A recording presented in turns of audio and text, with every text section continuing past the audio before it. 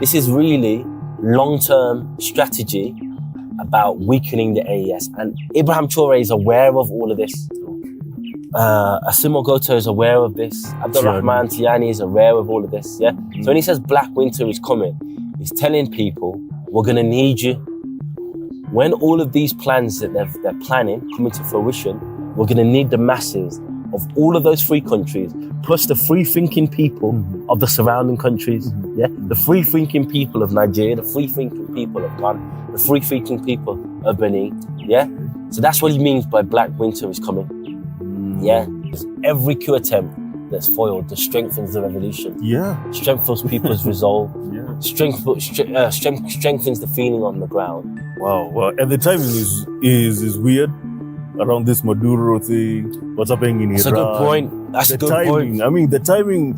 Yeah, you're gonna make me say something. Say it. Peace and blessings, everybody. I am your brother Orina, all the way from the motherland, all the way from Kenya, Nairobi, nation's capital. Happy New Year. This is our first on-site physical interview of the year. We're going to have many of them, and especially with this guest. You know him, founder of African Stream. The last time he was here, he blew the whole place up, and he gave us the best moment of 2025. He explained Sudan like no. That Sudan piece, I was telling him before we started, is the best Sudan explained video that you can find on YouTube. And you can go watch it if you haven't watched it. Well, we have him today.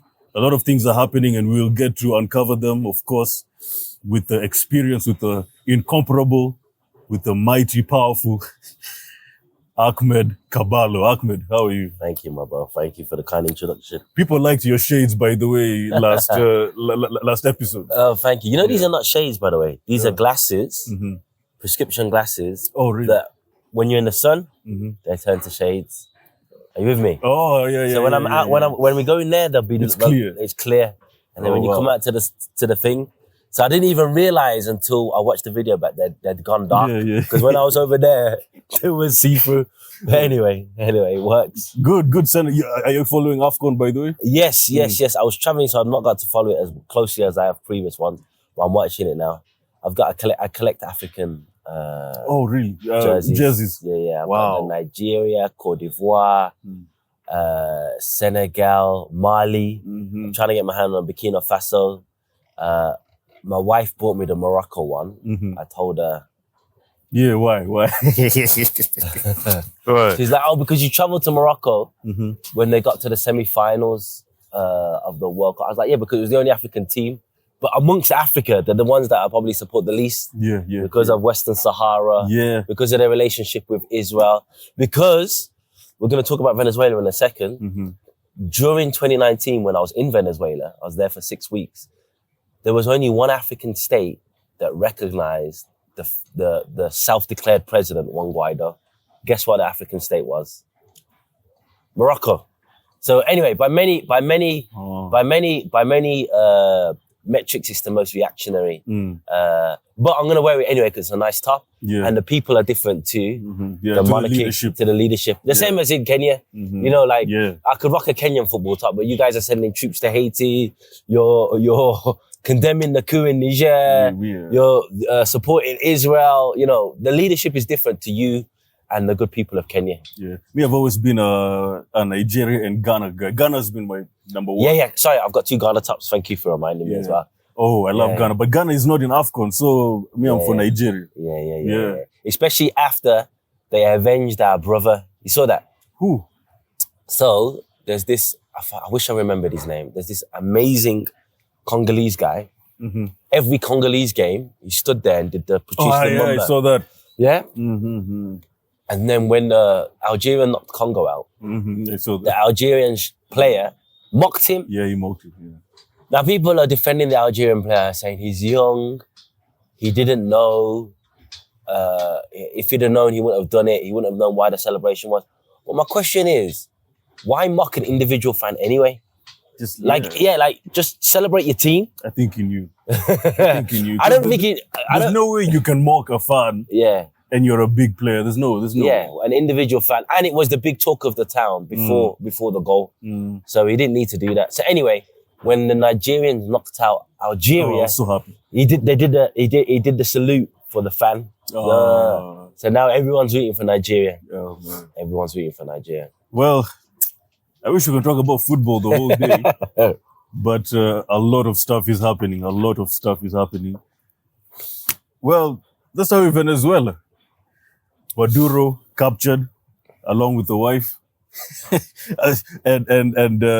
But before that, Nigeria. But we'll talk about Nigeria, but let's talk about Venezuela first, because there's a reason why we talk about Venezuela, because this might affect Africa.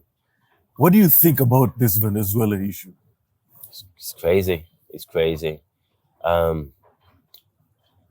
As I just mentioned, I was in Venezuela for 6.5 weeks in 2019. Oh, really? I did 2 documentaries there. That's important in context because that was Trump's first term. Trump was trying to overthrow the Venezuelan government back then. Yeah. Okay. And there's political, economic, and domestic reasons for that. Yeah. So domestically, we'll start there. A big part of the Republican base is Florida. Yeah. In Florida, there are a lot of exiled Cuban, Venezuelan, and just generally the right wing of Latin America that left after socialist revolutions in Nicaragua, Venezuela, and Cuba. Yeah. Basically, they tried to take their assets and go to the US quickly before their assets were seized by the revolutionary governments. These guys are obsessed with Venezuela, Cuba, and Nicaragua. The leader of these guys is a guy called Marco Rubio. Secretary of State. Secretary of State, who at the time, when I was in Venezuela, he was the senator or governor of Florida. Yeah? And he was obsessed with Venezuela then. I did an interview on LBC, a British radio station, and I said, considering he's the senator of Florida, he doesn't talk much about Florida, but he talks constantly about Venezuela and Cuba. Yeah? And he's one of these ridiculous Cubans whose family left Cuba, but they don't even get the timeline right. So he says his family left Cuba because of the Castro and the Cuban Revolution. But when he says, in previous interview, he says the years, and his family left Cuba before the Castros even came into power. So his story doesn't even add up. Anyway, so that's the domestic reason. Yeah. The economic reason, which I think is the biggest driver of all this, Venezuela has the large and proven oil reserves in the world. Not only does it have the largest proven oil reserves, it also has, in some people's eyes, the highest quality. So you have this thick crude oil, for so long, because it was basically a client vassal of the United States, so many of the oil refineries in the US had designed their infrastructure to refine this Venezuelan oil, yeah? And then you imagine this socialist, Hugo Chavez, gets elected in 1997, comes into power in 1998, and all of a sudden, they have to look for other oil markets. Of course, they've always had Saudi Arabia and the so-called Middle East, what we call West Asia. He was anti-West, Hugo Chavez. Yeah, not anti-West, anti-imperialist. That's a very important distinction. Okay. Because, you know, when there was the in Louisiana, there was the hurricane and the floods and all that. 2005, yes. He offered aid to the people. The US government rejected it. Yeah, there was one point he was offering oil to pensioners in the US. Yeah, so he was never anti-West, never anti-West. He said that all the time. American people, we love American people. We watch your films. You like your music. He only has a problem with American imperialism. Yes, and I think that speaks for me and you and many people. We have no problem with American people. Yeah, we don't like imperialism. Yeah, and we don't like imperialism, whether it's American imperialism, European imperialism, or elsewhere, because we don't like the idea that someone that's big and strong can dictate to someone who's less strong how they should govern themselves. That's it. It's just a basic thing. In the playground, I didn't like bullies. It's the same stuff. So anyway, so this has been a Trump policy from back then. Back then, he put into his administration neocons who were obsessed with Venezuela before they even got into his administration. The likes of John Bolton, the like his former Secretary of State, Mike Pompeo, Elliot Abrams, etc. Yeah, he put them into his administration. So it was obvious in his first administration that he was going to target Venezuela. Now in the second administration, we knew he was going to target Venezuela when he made Marco Rubio Secretary of State. Yeah, because Marco Rubio, this is like a lifelong, almost like a religious obsession. Yeah, the way he's obsessed with Venezuela and Cuba. It's not religious, but I'm saying the way that he's attached all of his political energy. You'd think he was a religious man on a mission. Yeah, and I'm certain that Marco Rubio, before taking the role of Secretary of State, made Venezuela conditional. I'll be your Secretary of State, but we're going to go after Venezuela and Cuba. Is that correct? And Trump was like, of course. So there's the economics. Then there's the geopolitical. And this one isn't talked about too much. So why is the US the world superpower? Yeah. There's several reasons. It has the largest military. Yeah. Largest military spending, of course. Of course. It's the only country in the world to ever use nuclear weapons. And Hiroshima and Nagasaki, yeah? But something that people overlook, and they don't overlook the importance of it, the world's reserve currency is US dollars. Yeah? Kenya wants to buy something from its neighbor in Tanzania. What does it use? Dollars. Yeah? Zimbabwe wants to buy something from Zambia. What does it use? Dollars. Okay. So, in 2018, Venezuela did something that is kind of unthinkable from the eyes of the US imperialist. Of course, because it was sanctioned, there's not many places where it can sell its oil, because the US sanctions on Venezuela are third-party sanctions, which means if you do business with Venezuela, you're also subject to sanctions. So only the biggest, most powerful states can say, we're doing business in Venezuela, and what? One of those states is China, yeah? So before 2018, whenever Venezuela sells oil to China, China gives them US dollars, yeah, for the oil. In 2018, Venezuela and China had this agreement and said, we're now going to trade in oil in one. Yeah?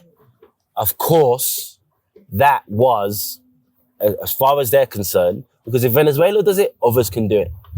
Others can follow suit, and this is a dangerous precedent that they don't want to see. And they're already worried about BRICS. Yeah? Yeah. They're already worried about BRICS. And and many BRICS resolutions have already agreed that when they trade with each other, they're not going to use US dollar. So far, I think only the big ones have done that. Russia and China trade amongst each other. It hasn't been a BRICS wide thing. Yeah. So that's why they attacked Venezuela. Back in 2019, when I was there, they never said anything about drugs. Yeah. Let's contextualize this. They're trying to convince us that Nicolas Maduro is the biggest drug kingpin in the world. Yeah? But in 2019, no, they never used it as a justification. Yeah? In 2019, they tried to say, obviously he was a dictator, he stole the elections, he was repressive to political dissidents. None of those things stick. Yeah, because even if those things are true, which they're not, by the way, but even if those things were true, it doesn't make sense because your best friends are Saudi Arabia, absolute monarchy, UAE, absolute monarchy. Like, what are you talking about? Yeah, there's no democracy. There's no democracy. So if your aim was democracy, so they needed something else that would stick to the wall. Yeah, they needed something else to stick to the wall. So instead, they've gone with, there's a fentanyl crisis in the US, and they've tried to say that the fentanyl is coming from Venezuela. Yeah. But the problem is there's no independent reports that back this up. None. Yeah? None. No, there's not a single report, which is a surprise because usually the US can co-opt some NGO somewhere to say, but there's no reports. Then they tried to say that he's the head of a cartel. Interestingly, the New York Times, after he was arrested, said the US has dropped the claim that the cartels of the sun even exist. So even the cartels of the sun isn't a real cartel. It was a name used to describe Venezuelan officials pre-Chavez who were using, narco trade, not directly, but were being funded by drug dealers to come into power, and they were making certain policies that were friendly or not harsh on policing in those areas. So there was a term that was used, the cartel of the suns, to describe these government officials in office pre-Chavez, yeah? But then it's been recycled as if it's a real active gang and Nicolas Maduro is the head of it. It's just nonsense. But the truth is,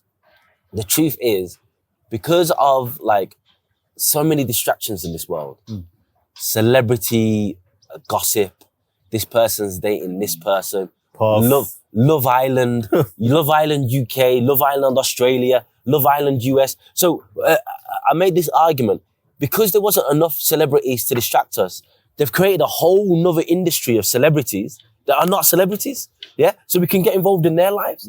So the average American will just see drug kingpin arrested, he had a bounty on his head. This is a good thing. No one's going to look in the details. Yeah. They're not going to read 4 or 5 articles that will dismiss this immediately. And that's why you saw Nicolas Maduro being paraded around New York, which is illegal, by the way, paraded around New York with the doors open, yeah, as naive people were chanting USA, USA, yeah. There were so many things illegal about the raid. Number one, they covered his eyes and his ears, yeah. That's illegal under the Geneva Conventions. Why? Because what they're trying to do is disorient him so he doesn't have his senses. If you can't see and you can't hear, you're in a complete state of confusion, yeah. So I mean, out of all the things they did to him, that's probably the most minor. They killed like 70 Venezuelans and 32 Cubans. So that's infinitely worse. But so many things that they did was illegal. And like, to be honest, most of the international community have said it was an illegal raid, and said that if you allow the UN, Antonio Guterres, the UN Secretary General, has said that this is illegal. Many people have said it's illegal. Even some of their lappies in Latin America have come out and said this is wrong, because it's such a dangerous precedent. It's such a dangerous precedent to set, yeah, to kidnap a president with no court order, with no due process, just to go in there. And sorry, one of the most absurd things about all of this, in their charge sheet against Nicolas Maduro, they've got all this drug nonsense. You know what else they've got on the charge sheet? Illegally in possession of machine guns. He's the head of a government. He's the commander-in-chief of an army. What the hell are you talking about? Illegally obtain. We're just in a new stage of ludicrousy, yeah? So that's why there's a protest happening here in Kenya outside the Venezuelan embassy. And the slogan for that protest, if it's Venezuela today, it will be Africa tomorrow. Definitely. Because Venezuela, and all due respect to our revolutionary brothers in Burkina Faso and Niger and Mali, but Venezuela, his army is infinitely bigger, better funded than Burkina Faso, Mali and Niger, yeah? Its economy is stronger than these places. So if they can do that to Venezuela, you don't think they can sweep in at any time and do that to Ibrahim Traoré? The only thing I'd say is right now, the people around Ibrahim Traoré, I don't want to, maybe I shouldn't assume this, but there's such a loyal group of people, civilians around him, sleeping outside the palace. That's the one advantage that he has. But there is also that civil defense in Venezuela too. But anyway, the point is, if we allow this to happen over there, we're opening the door for this to happen here. In Africa. This guy came. You know, when I saw it, I was like, this is... And then I saw it's true. I was like, wow. Yeah. He really picked him from his residence. Yeah, I know. And the wife. I know. Was it before you? Was he sleeping or before? Yeah, I don't know. We still don't know the details. But what's fascinating about it is, we gotta recognize the strength of our enemy. Yeah, we can't underestimate our enemy. Maduro had on previous interviews bragged that he has this Chinese untraceable phone. Mm-hmm. Didn't help him. They knew exactly where he was to the room.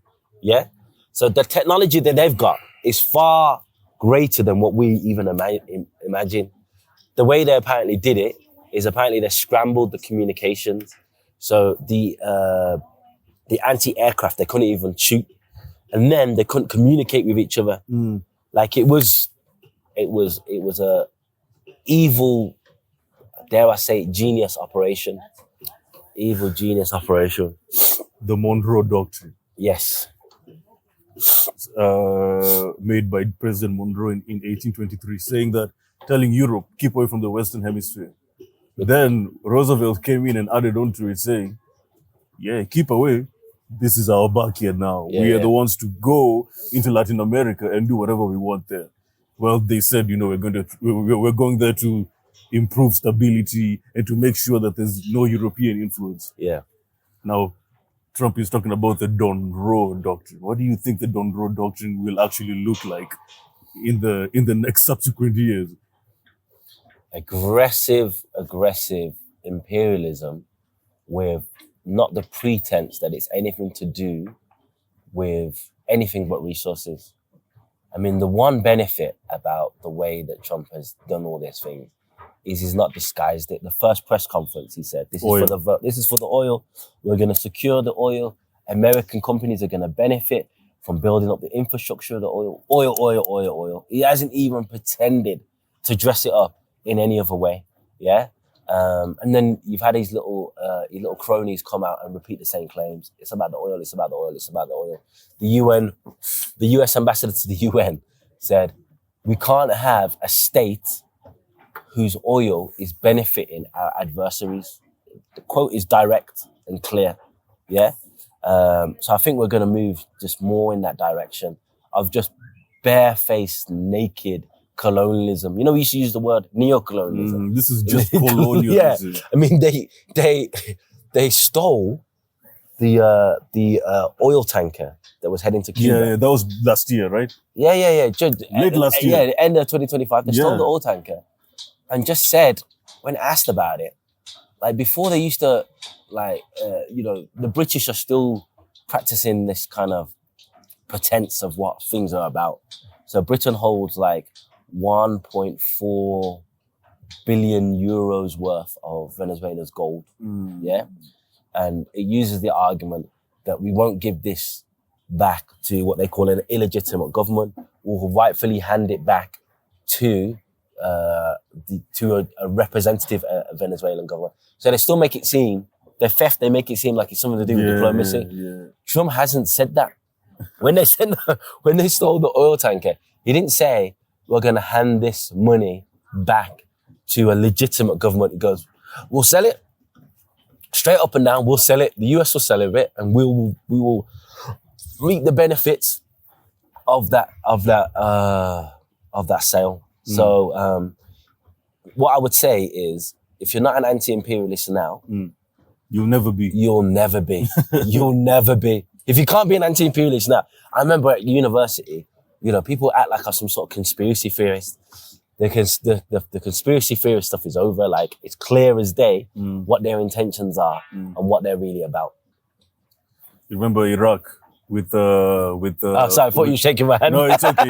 In Africa we shake hands all the time, especially in Kenya. Weapons of mass destruction. They said Saddam has weapons of mass destruction. Yet after they destroyed the country and killed Saddam, they didn't find it. Yeah. After I mean, America can't get away with this. Yeah. Like, there has to be a time where they will pay for what they did with Bush, what they did with even Obama with Libya. There has to be some accountability. They can do this because even you talk about the Geneva Convention. They don't give a shit about that. Of course. They don't. Now Trump is withdrawing from the UN programs. This guy really doesn't care about the UN. He doesn't care about the ICC, ICJ. Yeah. And I said it in an interview recently on Alpha House. This is war. Nobody cares. I think Africa is only a continent that cares about the Geneva Convention and these international laws. Bro, nobody cares. Yeah. This is just war. Gloves are off. Yeah. I mean, I've said this for the longest. It's never a moral argument. It's an argument about power. I think we need to fundamentally understand this. It's always about power. Like, I was part of a Manchester reparations forum. So in Manchester, some Africans based in Manchester, Afro-Caribbeans, African, we organized ourselves. Oh. Yeah. We organized ourselves to support CARICOM's claim for reparations from European nations for slavery against people of African descent that were transported, kidnapped and trafficked to the Americas, yeah?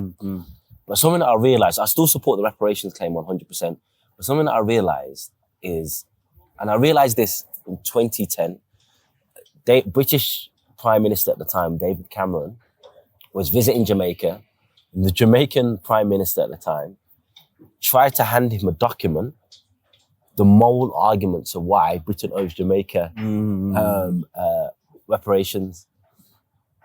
And you know, David Cameron refused to even take the document. Just refused. Yeah? And do you think the tour ended? Just carried on. Refused to take it and then carried on. And then I realized this is nothing about morality or the strength of our arguments. It's about power. Yeah? It's always about power. And unless we understand that central point, we're always just missing the point.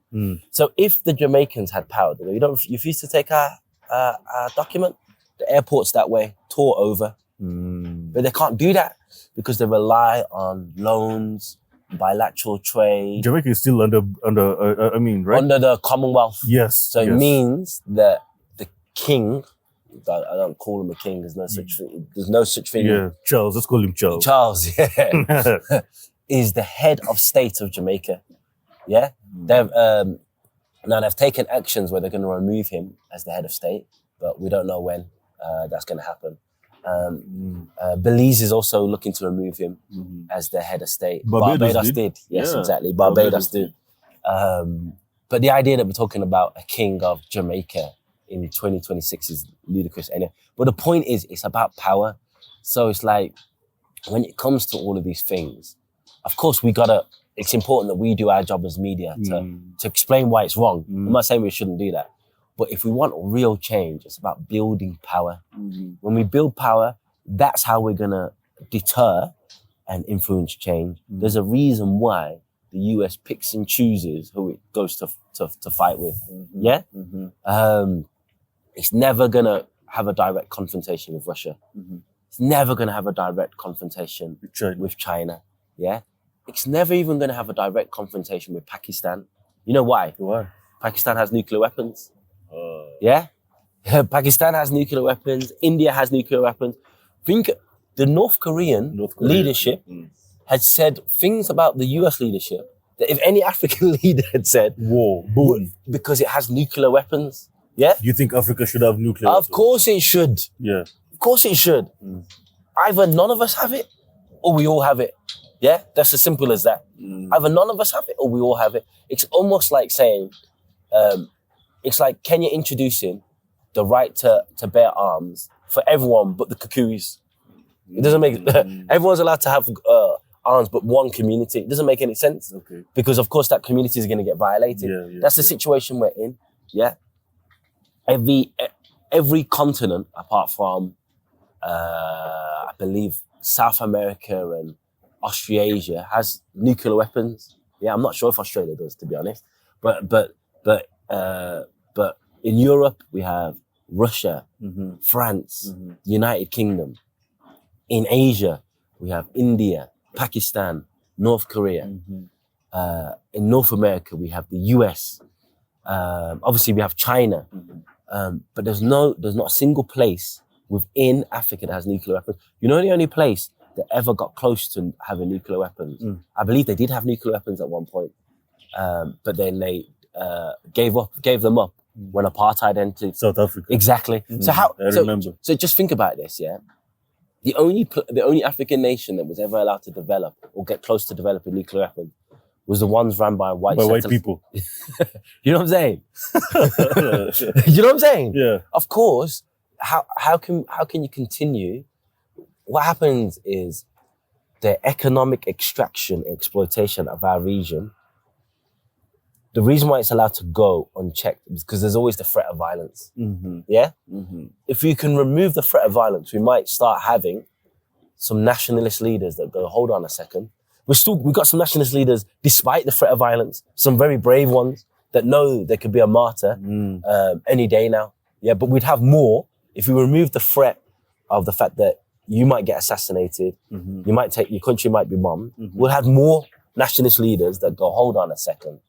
You saw Speed's tour of Africa. Yeah, I saw that. He's in Kenya now. He's in Kenya, yeah. You saw the bit where he's in Botswana. I did. The diamond one. Yeah. I saw that one. Yeah. So he's in Botswana. He goes to a diamond mine. Obviously, Speed is worth hundreds of millions of dollars. He's like, I'm in Botswana. I want to buy a diamond. He goes, oh, we can't do that. He goes, we have exclusive rights to sell to 2 clients. He's like, huh? I'm here. You get the diamonds from the ground. Why can't I buy them for you? Yeah. So even someone that's not political like him, he's basically made his brand of not being political. Yeah, of course he said free Palestine, which we appreciate, but he doesn't talk about politics. Yeah. Even he can see like this doesn't make any sense.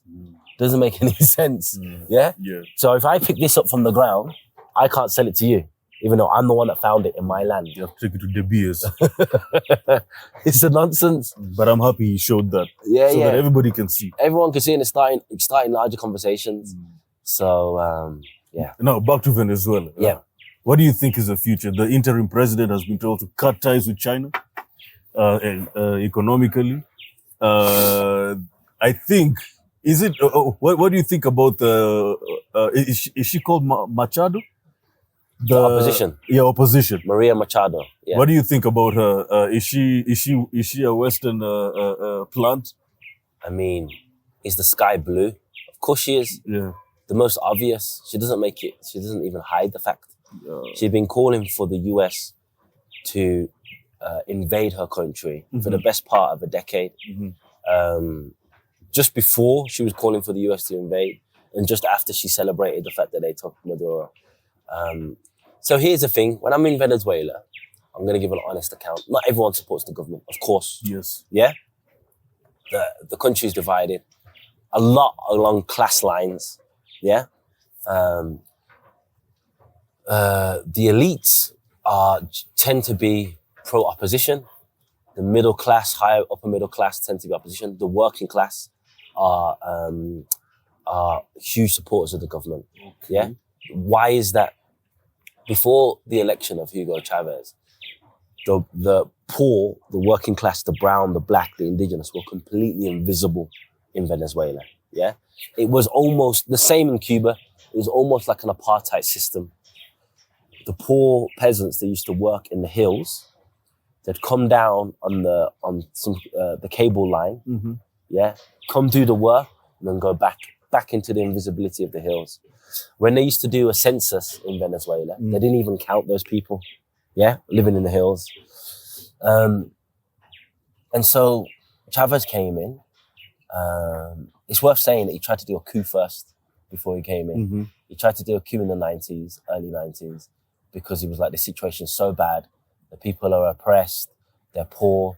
Poverty rate was at 70% before he came into power. Yeah. And he comes in, he's like, we've got the largest oil reserves. I'm going to use this oil reserves to build social programs, to build real housing, not the fake housing we got in Kenya, which is on the edge of the slum, but people in the slum can't afford it, nor do they have any real... It's the biggest scam right now. Don't even have any real opportunity to get into one of those houses.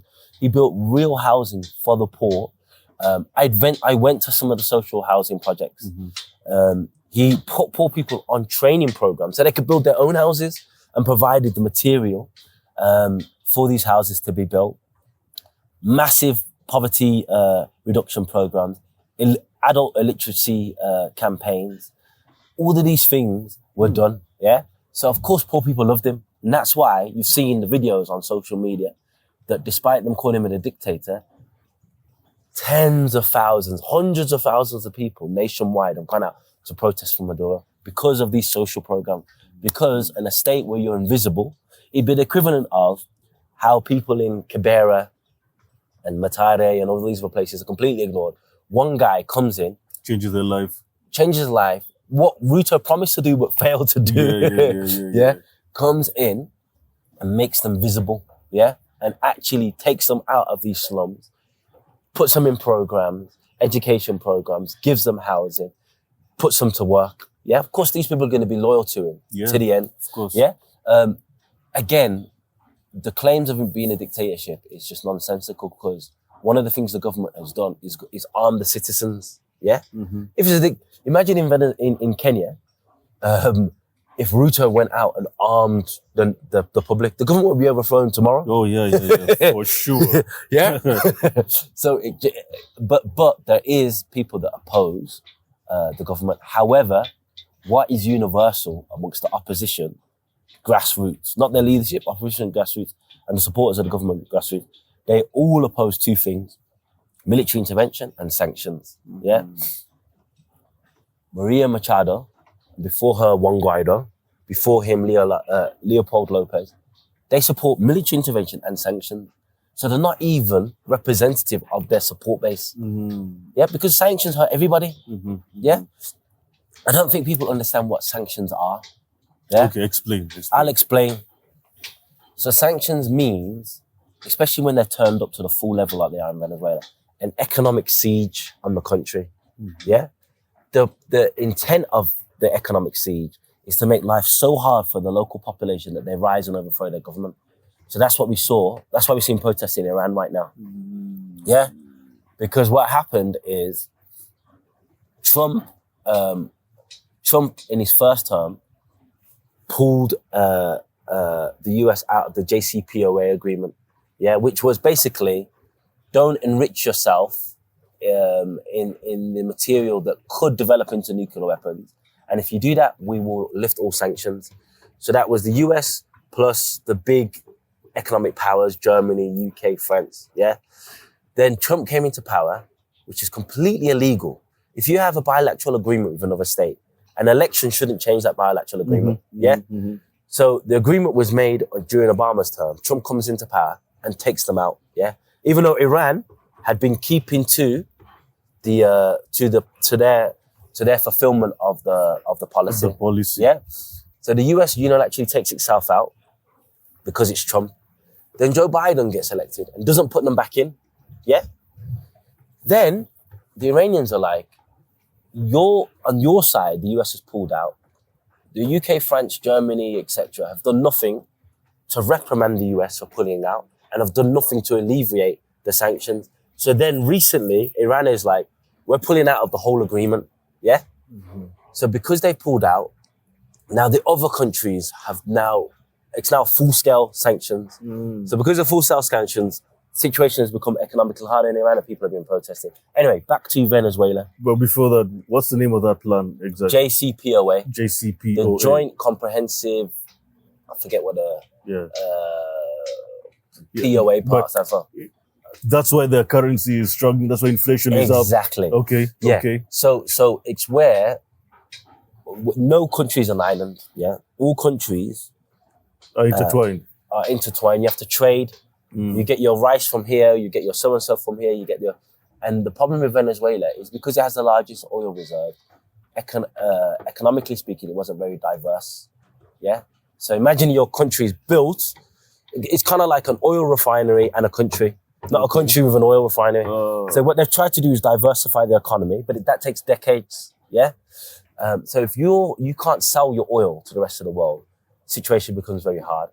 So you might have abundance in certain things, but lack certain things. I'll give you a quick example. I went to one of my friend's house in Venezuela. I must have nicked, they had a bottle of Coca-Cola in the house. I must have hit the bottle of Coca-Cola by accident with my elbow. You're just moving around. Fell. It fell. The Coca-Cola falls on the floor. I go grab tissue from the toilet to wipe it. No, don't use the tissue. Wow. Because tissue is one of the things that is sanctioned. Yeah? So the price of tissue is super inflated. So they use it sparingly. Yes. You see what I'm saying? How sanctions affect something? Yeah. So it means there's certain things. I have a Venezuelan friend, who lives in London. Her sister died of malaria because she couldn't get malaria medication because that was one of the things that was stopped at the border at the time when Colombia was ran by Ivan Duque, a reactionary president. Yeah. So it's the vital things that you can't get into your country that cause suffering of people. Ooh. Yeah. So everyone opposes this, of course, because even if you're Venezuelan living outside the country, you still have family in the country, and one day they might get sick, and you want them to go to hospital, and you want them to be able to get radiotherapy. If they can't get the machines for radiotherapy, they're not going to have to get it. Yeah, so it's not a question of money, it's a question of trade. Yeah, you can't get things into the country. Your country, it's like me, wherever you live, me creating a wall around it and telling people, do not sell this guy ugali, rice. You're going to eventually starve. That's what sanctions are. On a stage, but what's happened is most people have no idea what sanctions are. So people that are anti-war in the West, they're like, okay, well, if you really must do something, you can do some sanctions. No, sanctions are death by 1,000 cuts. Yeah? So what had happened in Trump's first term is sanctions were started very small scale during the Chavez era. Yeah? Then they escalated significantly during Obama's term. Yeah? The end of Obama's term. Then when Trump came in, he did this what we call maximum pressure campaign, where it went from sanctions to a full blockade. Yeah? And then when he came back, what happened was because of the Russia-Ukraine war and Europe was struggling with oil, Biden's administration made a small rapprochement with Venezuela for the oil so they could get oil back into the global supply. So things started to improve again. Then Trump came in and did maximum pressure campaign 2.0 and turned it up. Yeah. So anyway, the point I'm trying to make is she's completely unrepresentative because a poll came out before this action by the US that only 4% of Venezuelans support military action against Venezuela. 4%. Wow. Yeah. So she is the opposition leader who comes from 4%. Yeah. So anyway, she's a complete fraud. And the fact that the Nobel Peace Prize awarded her a Nobel Peace Prize. Why though? Julian Assange, you know, the founder of WikiLeaks. Yeah, WikiLeaks. He's put forward a case against the Nobel Peace Prize Committee for turning the Nobel Peace Prize Committee to a Nobel War Committee. Okay. Because you're giving a peace prize to someone who's advocating for war at a very pivotal juncture where the US is threatening war. Never before. They've given it to like terrible figures in the past. Of course they have. But usually after the action, they give it to Henry Kissinger after Vietnam and all this type of stuff. But to give it to someone in the lead up to a war is kind of unprecedented. So now, what's the future? What's the future of Venezuela now? How is it looking? Because you think Machado will take over now? Of course. That's what's most likely going to happen. I don't think so.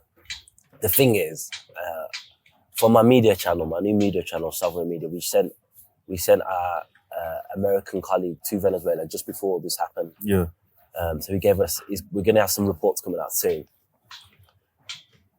The Venezuelan leadership, despite what happened, I get how it looks from the outside. It looks like they're all a bunch of traitors and they betrayed Maduro, etc., etc.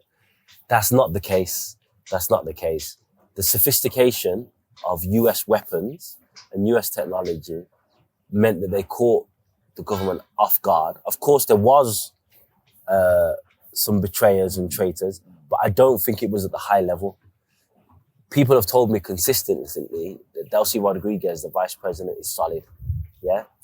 Her father was killed in a US operation in the 70s. So she's got blood in the game. Okay. The civilian defense. So in Venezuela, the army is like 1 million strong, but the civil defense, the people on the street who have been enlisted to support the army are in the millions. Yeah, they're still there. The communes that were set up during Chavez's era and encouraged by Maduro, they're still there. So if they were to just betray the revolution, it would turn into a civil war. And I think the US knows that they might have to just settle, unfortunately, with Maduro and his wife at the moment. They're not going to get their full regime change. I hope I'm right. I hope these are not famous last words. Yeah.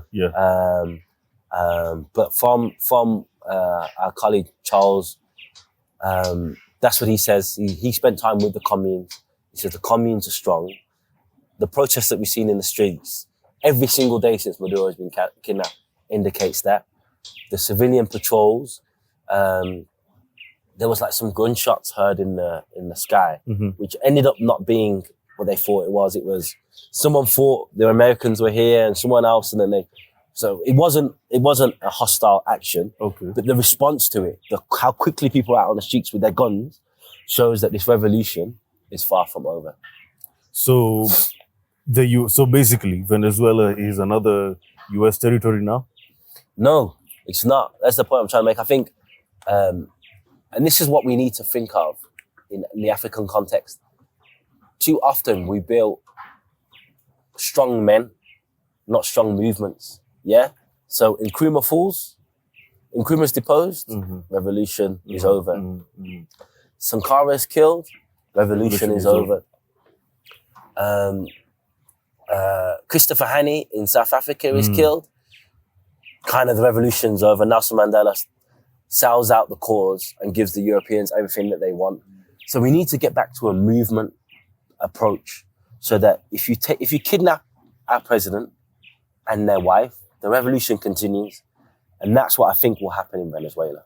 A revolution? Yeah? The revolution continues. Okay. The leadership of Delcy Rodriguez, the Bolivarian revolution that started in 1998 under Chavez, is still alive despite the fact that Nicolas Maduro and his wife, Sila Flores, have been kidnapped. The government is still in charge. The government is still in operation.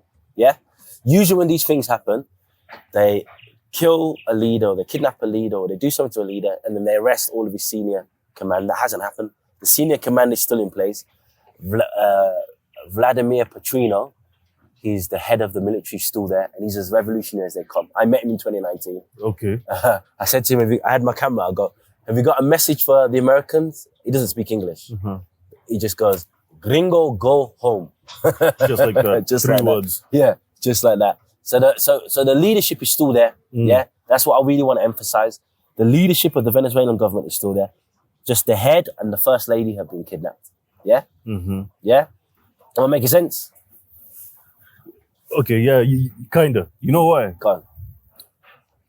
Okay, here's my theory. I know you've been there, you have more information than me. But I kind of think that, for example, the US has taken 50 million barrels of oil now, of Venezuelan oil. And now I'm here thinking, wow. So they took Maduro, they took the wife, they're taking their oil. And now you're saying that there are some people in the circle that are still, revolutionary.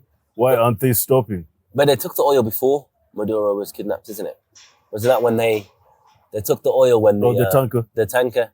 So that was when Maduro stood in charge. Okay. And now they took that in the seas. Okay. They didn't take it from the land. So when Trump says we are in charge of the... That's psyop. Okay. That is purposely to convince the masses that it's over. Yeah? Don't forget, there's a psychological warfare. Yeah? So one of the things that he did was he tried to make the people believe that the president, Delcy Rodriguez, was on his side. You saw that? He was there going, I've spoken to the vice president. She's very much with us. She's come out and said no. So I'm like, this is all psychological warfare. You're trying to make the people believe that it's over. Because people believe it's over, you're not going to go out to the streets and defend, yeah?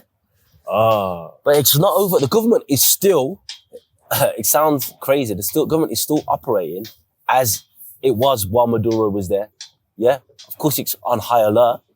Of course, they're in a state of emergency, but the government is still there. And that's the beauty of, in some ways, the Bolivarian revolution, that the government can still operate. Because like I said, so many of our movements, when a leader goes, the movement's over. Yeah, we struggle to build the mass movement.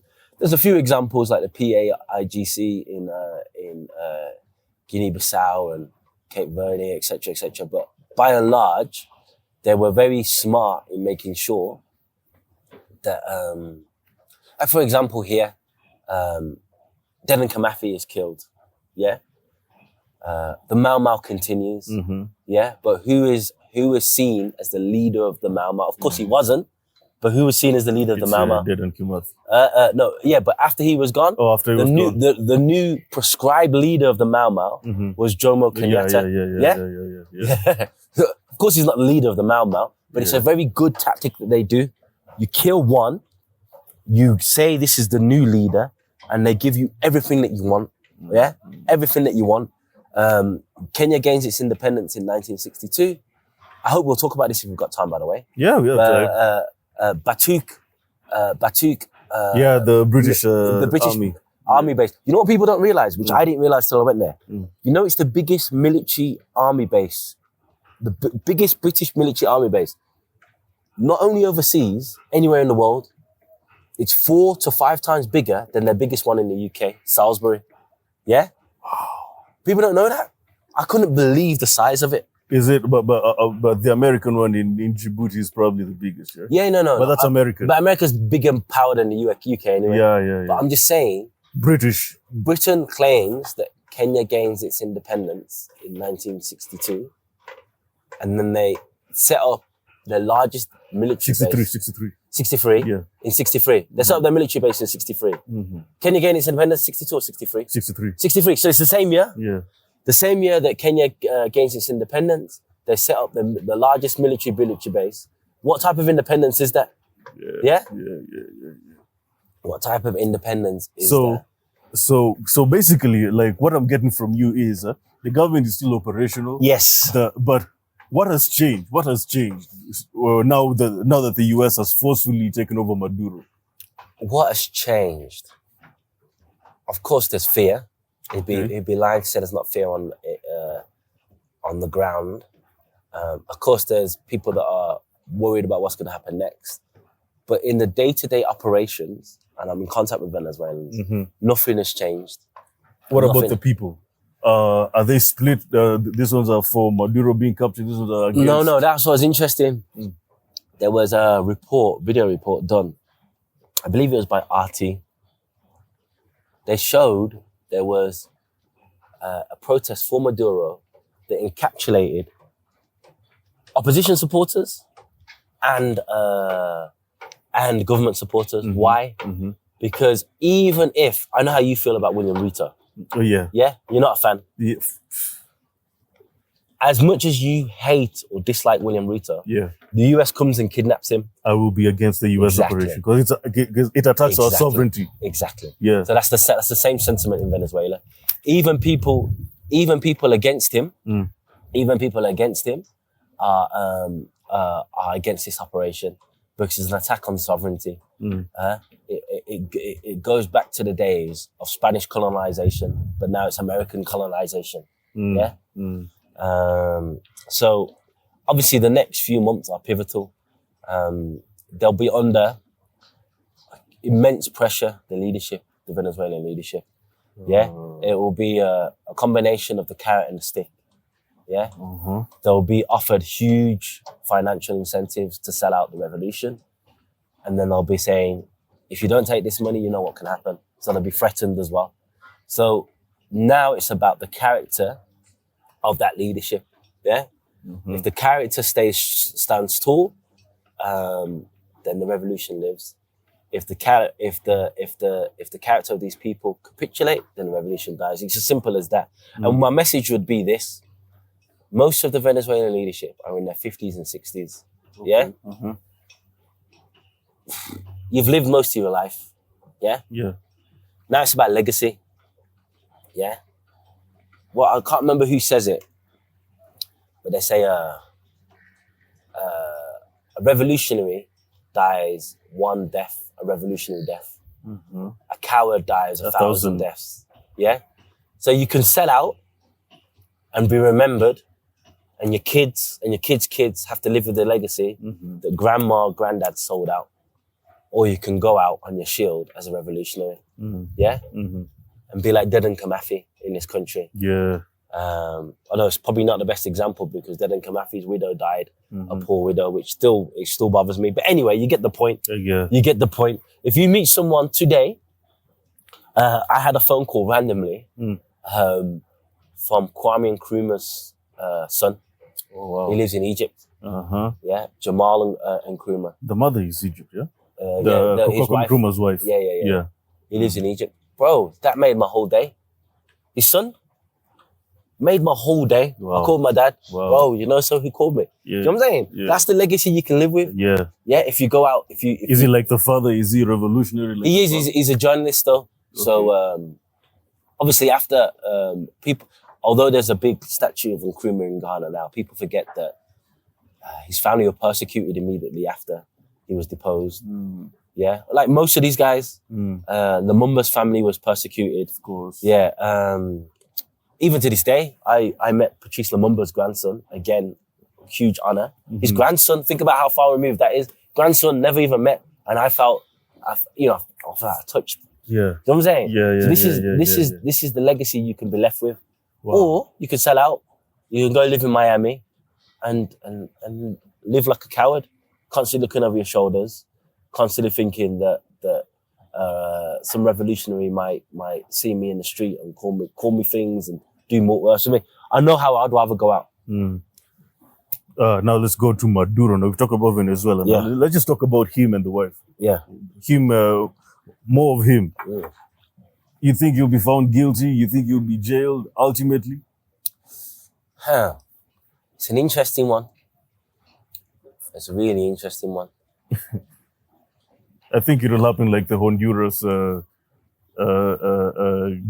The Honduras guy was guilty of drug trafficking. Oh, okay. But the irony is Trump pardoned him. He pardoned him. A couple of weeks before. Yeah, I saw that. Yeah, this is the one talking about narco-terrorism. Yeah. What do you think? You think you'll be jailed? I really don't know, because the irony is sometimes the US courts can act independently of their government. Sometimes, not always. Yeah. So there's so many things. I looked up the judge. The judge is an old guy, which I liked. Because if you're old, what have you got to lose? Okay. You know what I'm saying? You could just follow the evidence and go, what have you got to lose? If you're a young guy, you've got your whole career ahead of you. If you make the wrong ruling, you'll basically be in Alaska somewhere, judging on how many fishes are allowed to be. You know what I mean? But I don't know. My head tells me he'll be found guilty. It'll be a kangaroo court. They'll find him guilty. When it becomes issues of imperialism, foreign policy, they know who butters their bread and they act accordingly. Yeah. I followed the court case of Julian Assange in the UK. There was no evidence against Julian Assange, but yet he was found guilty. So, you know what I mean? Like, it was only, I think, the Biden administration, pardoned him after the fact. Yeah. Now he's free. Well, Assange is free. I didn't know that. Yeah. He's in Sweden. That's how he made this case against the Nobel Peace Committee. He's still continuing, huh? Yeah, he's still continuing. But the point is, my head says that, but my heart is saying some of how are they going to charge him for possessing machine guns in a presidential palace? There is no evidence that so are you just going to make stuff up? Like, what, you're going to go from anonymous testimonies from people that we can't name. Like, how are they going to do it? But I don't know. It's a kangaroo court. It's That's a what kangaroo. I think. But what do you think about the other, Colombia? Think about he threatened Mexico. Yeah. I mean, you think that he's really going to do the same thing to Mexico and Colombia? Colombia, there's an election coming soon. Okay. So they'll just do their other tactics and just USAID, National Endowment for Democracy, and pump. Factory setting, huh? Yeah, factory setting. So they don't need to. They don't need to. Mexico, they're very worried about the president in Mexico, who, according to polls, is one of the most popular elected presidents in the world. Oh. But somehow they managed to. There's some protests that popped up in Mexico. It's just like ludicrous. It's ludicrous. I don't think they will now because they don't need to. The good thing about, not the good thing. It's kind of like, you know, in the Jim Crow South in the United States. Yes. They didn't kill everyone. They lynched one black person so that all of the other black people can learn a lesson. Can stay in line. Yeah. So I think what they did to Maduro and Sila Flores is that it's a public lynching. Yeah. So that whatever Mexico had plans, revolutionary, you know, in terms of bricks and whatnot, maybe they'll think twice. Whatever Colombia had plans, maybe they'll think twice, etc., etc. It's a way of like settling the region, like know who we are, know how powerful we are, know how if we got him so easy, we can get any of you. So they might not necessarily need to, is what I'd say. And of course, was it yesterday or no, the day previously, just recently, Trump invited oil tycoons or oil giants in the White House, and they started giving their demands. Yeah, isn't it? Was it ExxonMobil or started giving demands about what they need in Venezuela? It's like it's ridiculous. Ridiculous. It's a stick up, and I'm happy that everybody has finally seen the BS of America being. But one thing about Trump that I like is his honesty. Be honest. Yeah. So that we know where we can stand with you. Don't say, don't be Bush, don't be Obama. Just say, don't be Biden. Yeah. Say what you are going to do. I know. Iran, now people are protesting. What do you think about Ayatollah? What's it? Khamenei. Yeah, Khamenei. They've got a specific governance fitted to their environment. Yeah. Okay. So I think something that we fail to understand is not every country is the same. Not every country has the same history. Not every country has the same religious, social, cultural dimension. So you can't govern every country the same. Yeah. Khamenei, the supreme leader now replaced Khomeini. Yeah. Who was Khomeini? Khomeini was a religious figure, one of the most revered figures in Shia Islam alive at the time. He's obviously passed away now. Who was exiled by the Shah. Yeah. The Shah was a US-backed, Western-backed monarchy of Iran. Yeah. That ruled the country in such a militant way. He was educated in Paris and liked the finer things and thought religion was backwards, yeah? But in a country where most people are religious, yeah? So he exiled all of these ayatollahs and mullahs and imams, including Khomeini, yeah? And he made observing your religion, wearing, religious attire, illegal in public spaces, yeah? So they had an Islamic revolution in 1979. And after the Islamic revolution, at the time of the revolution, it encompassed all these other groups, communists, etc. Then they had a referendum soon after the revolution saying that we'll turn this into an Islamic republic. Yeah, so that's why it's called the Islamic Republic of Iran. Yeah.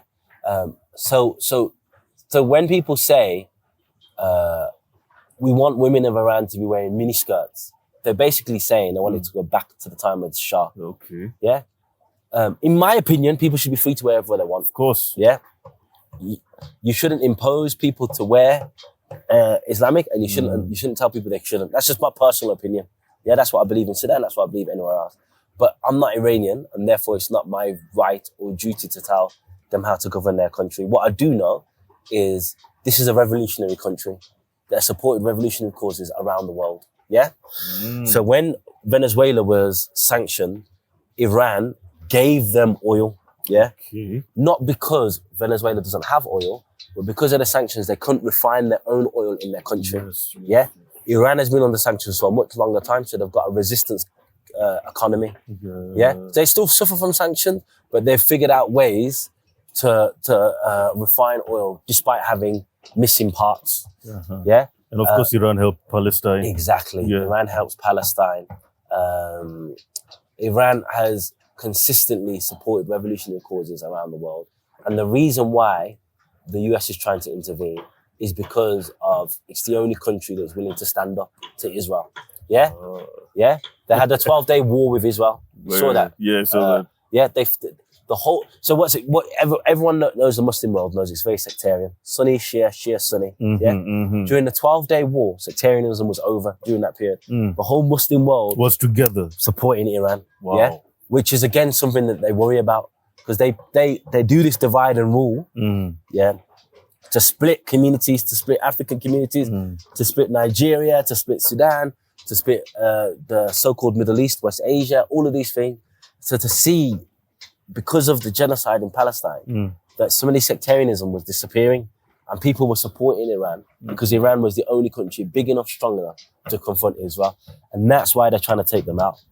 They say it because Iran killed protesters. US just killed a protester. ICE just shot a US citizen in the head. I saw that. At point blank range. Last week. Crazy. Yeah, what are you talking about? Yeah, there's school shootings, there's all sorts that happens in that country. Mass shootings. We had the Black Lives Matter movement because black people were being extrajudicially killed. So it's a nonsense. Iran sits on oil. Iran is aligned with Russia. Iran supports revolutionary movements. That's the reason. Yeah? There's protest movements that happen all over. There's a Gen Z protest movement that happened in Kenya. Yeah? How many people were killed in the Gen Z protest? Hundreds. How many times did we see Kenyans on camera get kidnapped by people not in uniform? They're still being kidnapped. Yeah, not in uniform. No right to remain silent. No identifying self. It's a nonsense. So I tweeted this. Since its history, since the inception of the United States, it's never supported a revolution anywhere in the world. In fact, how you know it's not a revolution is if the US supports it. And that's facts. That's facts. Yeah? Because a true revolution is going to deal with the domestic question and the international question. So a true revolution happened in Kenya. What would you expect? You'd want the corrupt leadership to be gone. You'd want to lower the MP salaries. You want to see more representation in the governing of people's local lives. That would be the domestic, yeah. You can add some things, but from my opinion, that would be domestic. Internationally, what would you want? You'd like to see us get a fair price for the tea that we export, a fair price for the flour that we export. Coffee. We'd want to renegotiate all these loans, yeah. We'd want to take the Sankara approach when it comes to debt and say these debts were inherited from colonialism, we're not paying. All these things would put us at loggerheads with imperialism, yeah? So imperialism would never support a real revolutionary process in Kenya, yeah? Because it affects their interests, yeah? We would probably want to close down the US military bases, the British military bases. We wouldn't deal with the IMF anymore. Exactly, yeah? So, of course, if you, a revolutionary, would take to power, you're not going to, if you say to the US, this is my program, they're not going to support you. Of course, they won't. So the fact that the US is supporting, and we see Trump tweeting in support of the Iranian protest, tells us this is not a revolutionary movement. Well, you know what? We'll see how this Maduro thing, because it's crazy. We'll see how it unfolds. We'll see. But you know why I've started with it? I rarely talk about things that are happening outside of Africa or things that are happening outside the global African race. But this one, I'm particularly spending some time with it because I know for a fact that it can happen to us anytime. Anytime. And it has happened to us. Oh, okay. Aristide in Haiti. Uh-huh.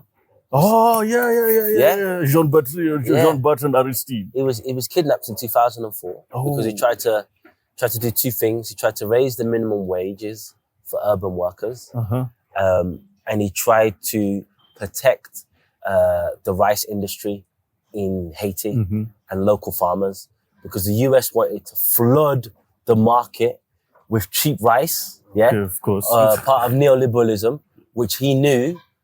Free trade, it just kills your economy, because how can a local artisan farmer compete with big industries and factories? Yeah, so they kidnapped him and dropped him off in the Central African Republic. So it's a nonsense. So they've done it before. What? They've done it before. Yeah. Well, you know what? Let's segue to Burkina Faso, Mali, Niger, the AES. You saw what happened. The coup attempt. The coup attempt. But even before that, during Christmas period, we saw the Black Winter. What does the Black Winter really mean? So, I think he's aware of what's going on. The Benin, you saw what happened in Benin, isn't it? Mm-hmm. There was a coup attempt. Yeah, I saw a coup attempt, and we saw all of ECOWAS, the big powers in ECOWAS. Nigeria, Cote d'Ivoire. Yes. To my disappointment, Ghana. We were hoping Ghana was going in a different direction under Mahama, but Ghana, which is very revealing, and people should pay attention to the fact that Ghana was involved, come together and stop this coup attempt. And Nigeria flew over fighter jets that we didn't even know they had. Yeah? So there's this bandit problem in northern Nigeria, northwest Nigeria. We've never seen the fighter jets. All of a sudden they come out of nowhere. All of a sudden. Stop a Benin coup. To stop a Benin coup. Why? Why Benin? Because if there was a revolutionary coup in Benin, most likely they would have joined the AES.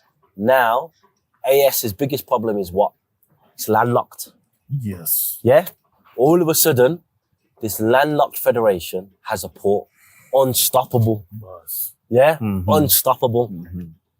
So, Ibrahim Traoré and the leaders of Mali and Niger are very aware that this coup was less about Benin, more about them. Yeah? It was about stopping the expansion of AES. Because when you go from 3 to 4, soon you'll go to 4 to 5, then 5 to 6, and before you know it, we might even have the United States of Africa. Yeah? That's what I want. And I think that's what, Yeah, so they're stopping it in its tracks. Yeah? And what I think is interesting is, people don't really know this, but there's a bit of rivalry going on right now between France and the US in Africa. Yeah? So, I think the US is very comfortable with the anti-French movements, thinking that it will fill the vacuum. Of course, it's not going to plan because Russia seems to be filling the vacuum. But they know that so much of France's wealth is predicated on Africa, and they don't need it, but they want some of that gold and silver. Yeah. But we saw France and the US unite to stop the coup in Benin. Yeah. Because they saw this was something that could threaten both of their interests. Yeah. So we saw Emmanuel Macron tweeting hours before Nigeria's airstrikes. I've just had a very productive conversation. It was all very vague, but the timing, everyone knew that it was about Benin. So that was the first signal for Ibrahim Traoré. Yeah. Wait. Go on. But before we go there, how did it botch? How did the... Let me just say the second signal and then I'll come back to the coup. Okay. Sorry. The second signal was Christian genocide in Nigeria. Yeah? Christian genocide in Nigeria. In northern Nigeria. Where does northern Nigeria border? Begins with an N. Niger. Yeah? You see, so this is... Okay. You can see what happens you here. don't have access to Niger? This is what happens here. You can collect... There's so many groups in northern Nigeria fighting, by the way. There's Islamic State. There's Boko Haram. There's the for want of a better phrase, the Fulani herdsmen. Yes. There's all these groups. There's bandit groups, independent bandit groups that take in advantage of the insecurity to rob something. All of these groups are happening. Now you say there's a genocide happening in northern Nigeria, yeah? At first the Nigerian government pushed back, but now the Nigerian government supported the action in Nigeria, yeah? Obviously their attention is moved to Venezuela, but it'll probably come back and probably in a more renewed, aggressive manner. Now you're fighting these groups in Nigeria. All of a sudden you say, oh, they've moved into Niger, we need to follow them. You see how that works? You see how that works, yeah? So this is really long-term strategy about weakening the AES. And Ibrahim Traoré is aware of all of this. Asimo Goto is aware of this. Abdurrahman Tiani is aware of all of this, yeah? So when he says Black Winter is coming, he's telling people, we're going to need you. When all of these plans that they're planning come into fruition, we're going to need the masses of all of those free countries, plus the free-thinking people of the surrounding countries, yeah? The free-thinking people of Nigeria, the free-thinking people of Ghana, the free-thinking people of Benin, yeah? So that's what he means by Black Winter is coming, yeah? Black Winter is coming. I'm sure he didn't mean it, but it's almost like Game of Thrones. Yeah, Game of Thrones. Yeah, it's almost like Game of Thrones, isn't it? Yeah. Well, in Game of Thrones, Winter is coming. Winter is coming. Winter is coming. Prepare yourself. There's a fight coming. It's going to be the battle that defines us or defeats us. Wow, wow. So now, let's talk more about Traoré, yeah? Yeah. They formed, recently they formed this investment bank that's investing in those three countries. Yeah. And then now, of course, like people are calling it the African NATO. Do you think that that's fixing to happen? It's not a good term. NATO is of course. I saw it somewhere. Yeah. I saw it somewhere. Yeah, hopefully. I mean, the AES is the African NATO, if you will. I don't like that term. Yeah, but I think they're meaning the organization. Yeah.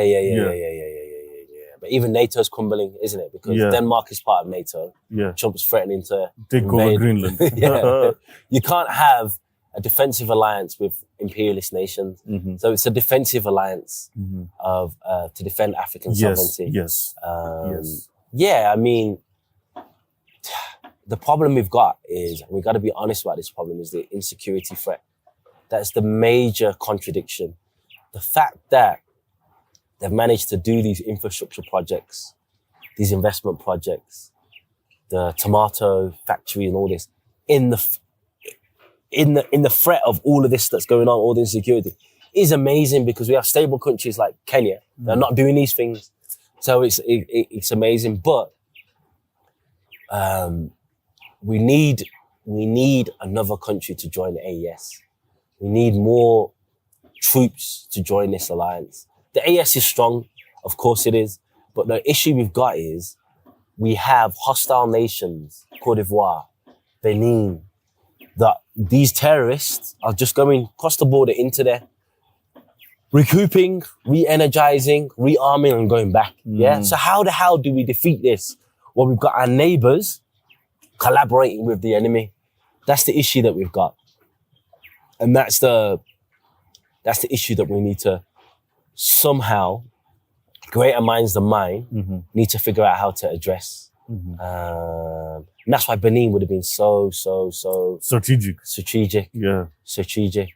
Hopefully Togo is also on the port. Okay. If there could be a revolution in Togo, hopefully. Togo is an interesting one because obviously it's a family dynasty, it's a reactionary state, but somehow it has good ties with ECOWAS and AES. Okay.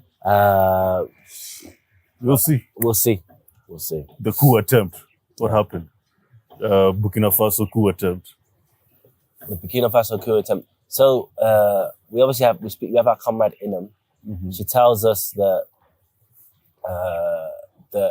it was organized by the previous president. The details are very scarce at the moment. We don't know. I haven't seen how many people were killed. I don't know how close they were. I don't know how it was foiled, so I can't really say too much. But there was a coup attempt. It was foiled, and we celebrate that because every coup attempt that's foiled just strengthens the revolution. Yeah. Strengthens people's resolve. Yeah. Strengthens the feeling on the ground that what they're up against, and why. Because here's the thing. Sometimes security measures in the country can be misunderstood as authoritarianism. Yeah. But when there is real security threats, people can understand. Okay. Yeah? People can understand, okay, there's a certain reason why we can't have hostile French media in the country. Yeah? Of course, in an ideal world where there's no security threats, the French can say what they want. We can respond. We have our own media. They have our own media. More people listen to our own media. Everyone knows this is garbage.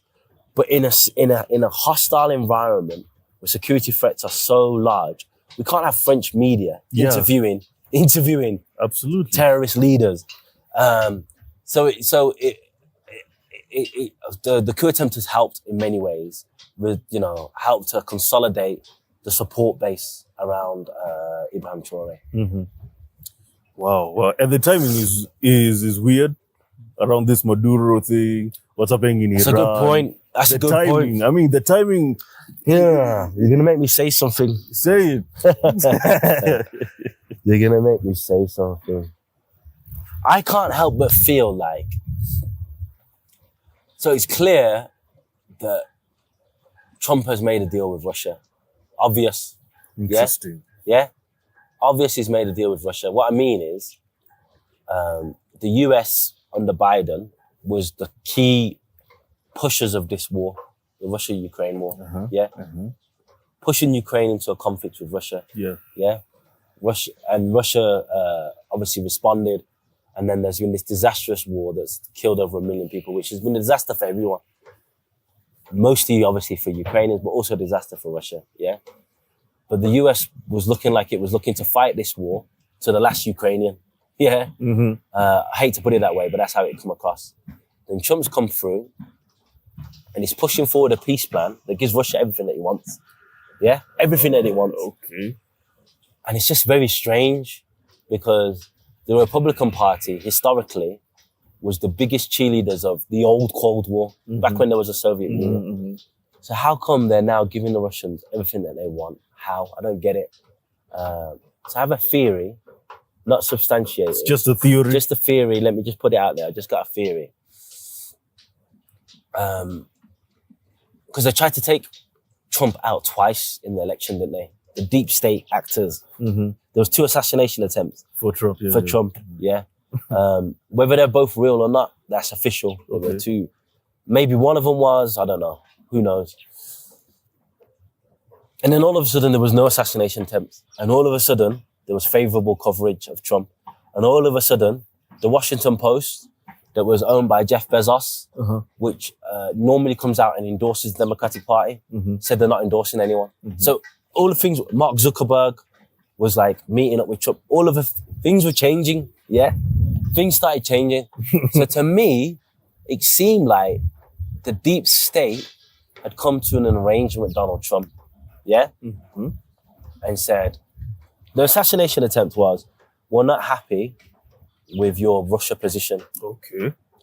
So that's why I had to try to take him out a couple of times. That was just a warning shot. Warning shots. And then he comes back and goes, again, just a theory. Listen, the Russians have got something on me. They put video cameras in a hotel when I was in Moscow doing some stuff I shouldn't do. And if I don't give them what they want, they're going to release this to the world. Okay. This is just a theory. This is just a theory. Let me just say this is just a theory. Yeah. So he goes, but this is what I can do.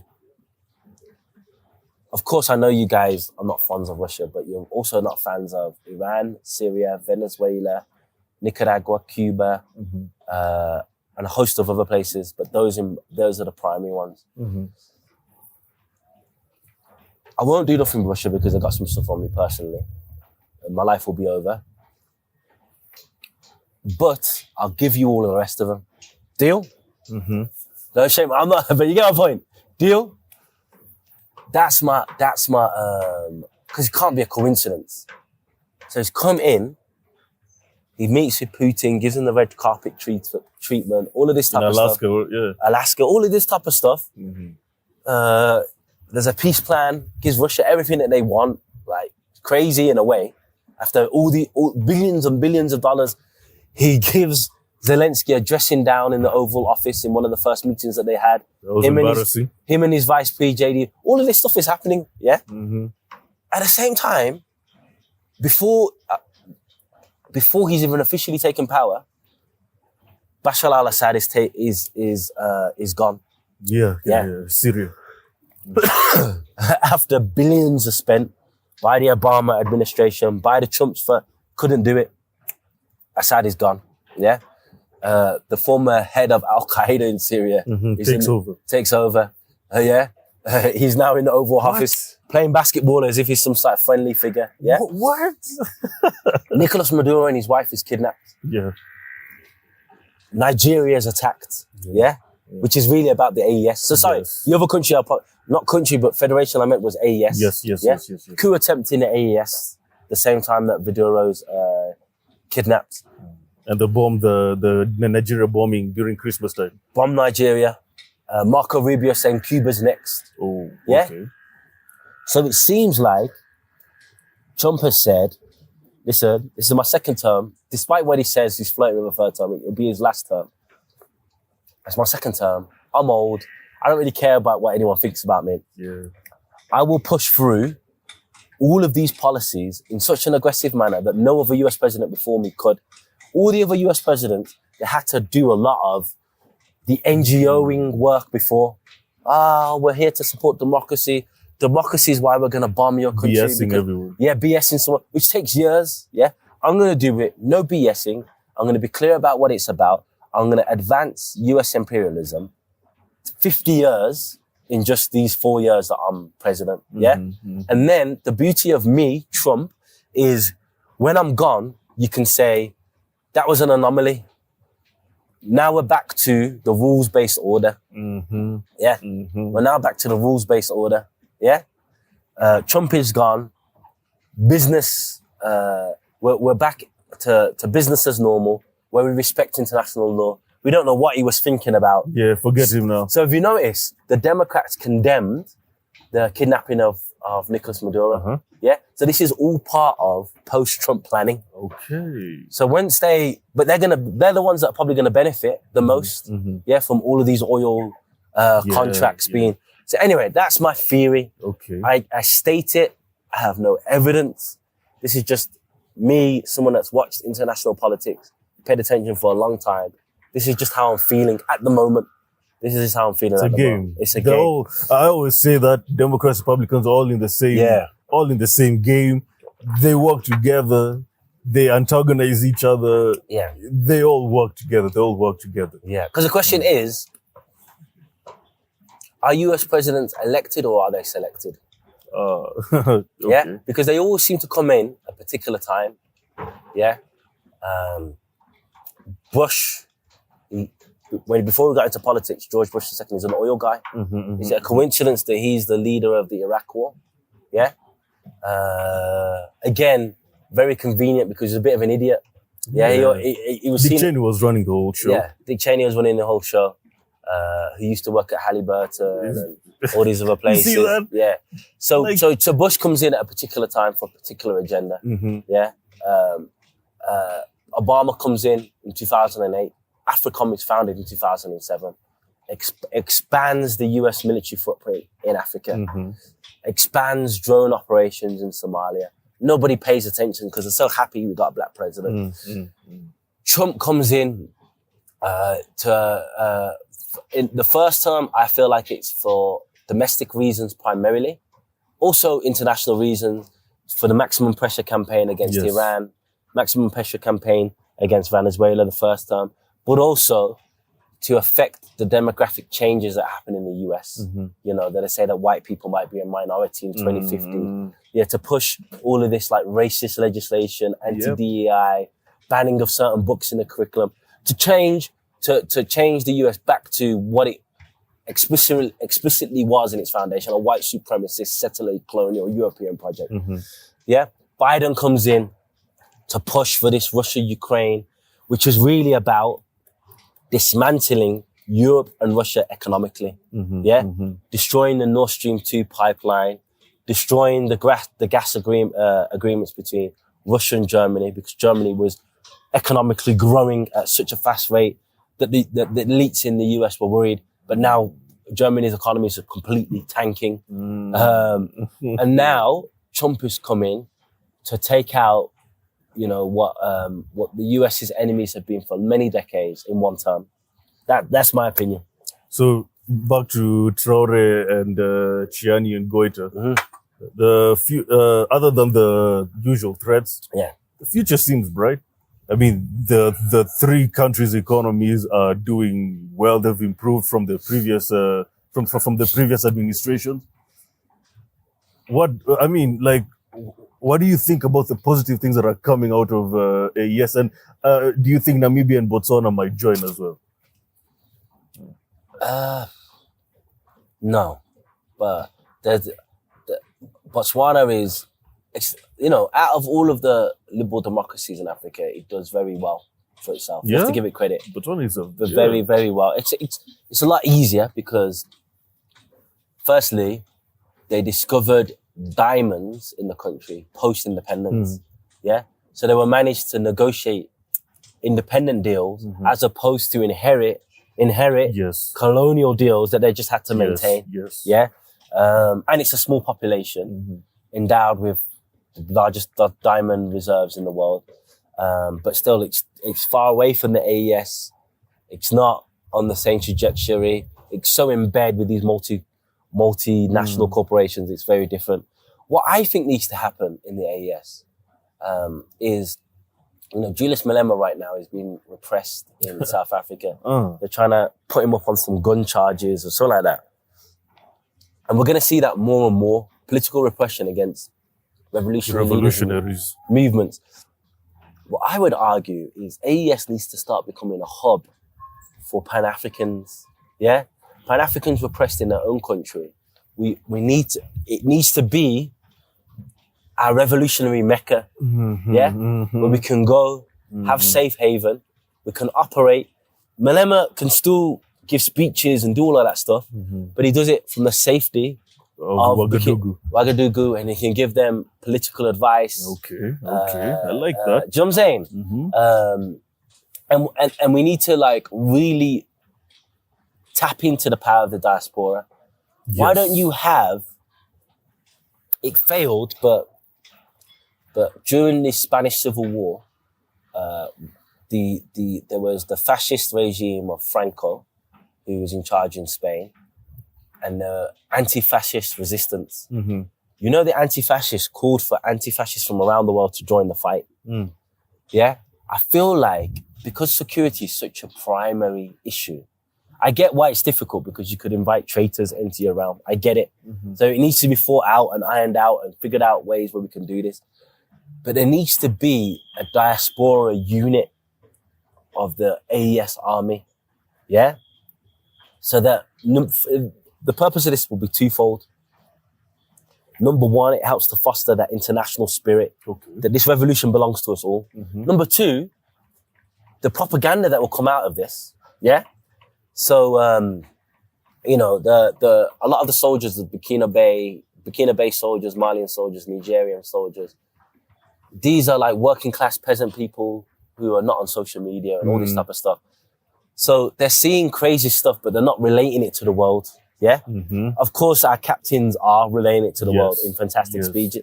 But imagine an African from Alabama in the US with his smartphone. He's saying, I just saw a helicopter resupply the terrorists. That would be more powerful. Yeah. And would the US think twice about bombing its own citizens because of the backlash? Because their family in Alabama might rise up and petition this and petition that.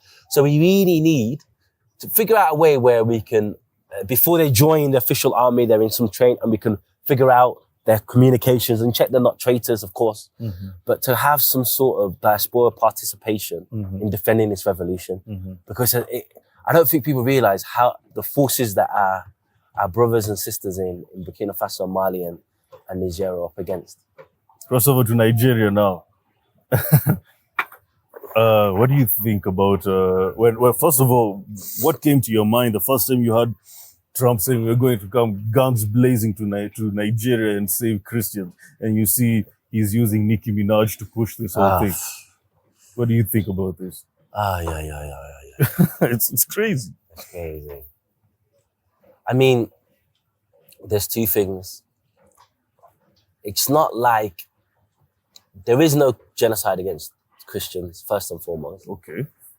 But there is violence against Christians, Muslims, and animists, in the northern region.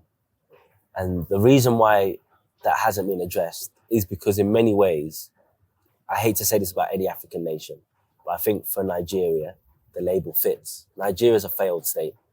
Yeah. All right. We have corrupt politicians that buy all these fancy homes in the southwest and the southeast and in Lagos and Abuja, and they have no concern about what's going on. So in this region, it's anarchy. Yeah. So what we've had is, through the process of desertification, which is the Sahara Desert is increasingly going south. Yeah. So we have the Sahara region, which is basically all desert. Then we have the Sahel region, which is pretty much mostly desert. And that desert is coming southwards into northern Nigeria. Okay. Yeah. Okay. So what we're seeing is huge competition over land and grazing rights. Yeah. It's primarily economics. Yeah. So the Fulani herdsmen or nomadic people who travel, graze land, take their herd, graze land elsewhere, for several years now, have been coming into fierce conflict with established farmer communities. So this is what the violence is about. Yeah. Of course, there's the Islamic terrorism problem, Boko Haram and Islamic State, which only compounds that. But the places in which Donald Trump has identified, this is what a lot of this stuff is going on. Okay. Yeah. And of course, it's mostly one way, but it's also tit for tat.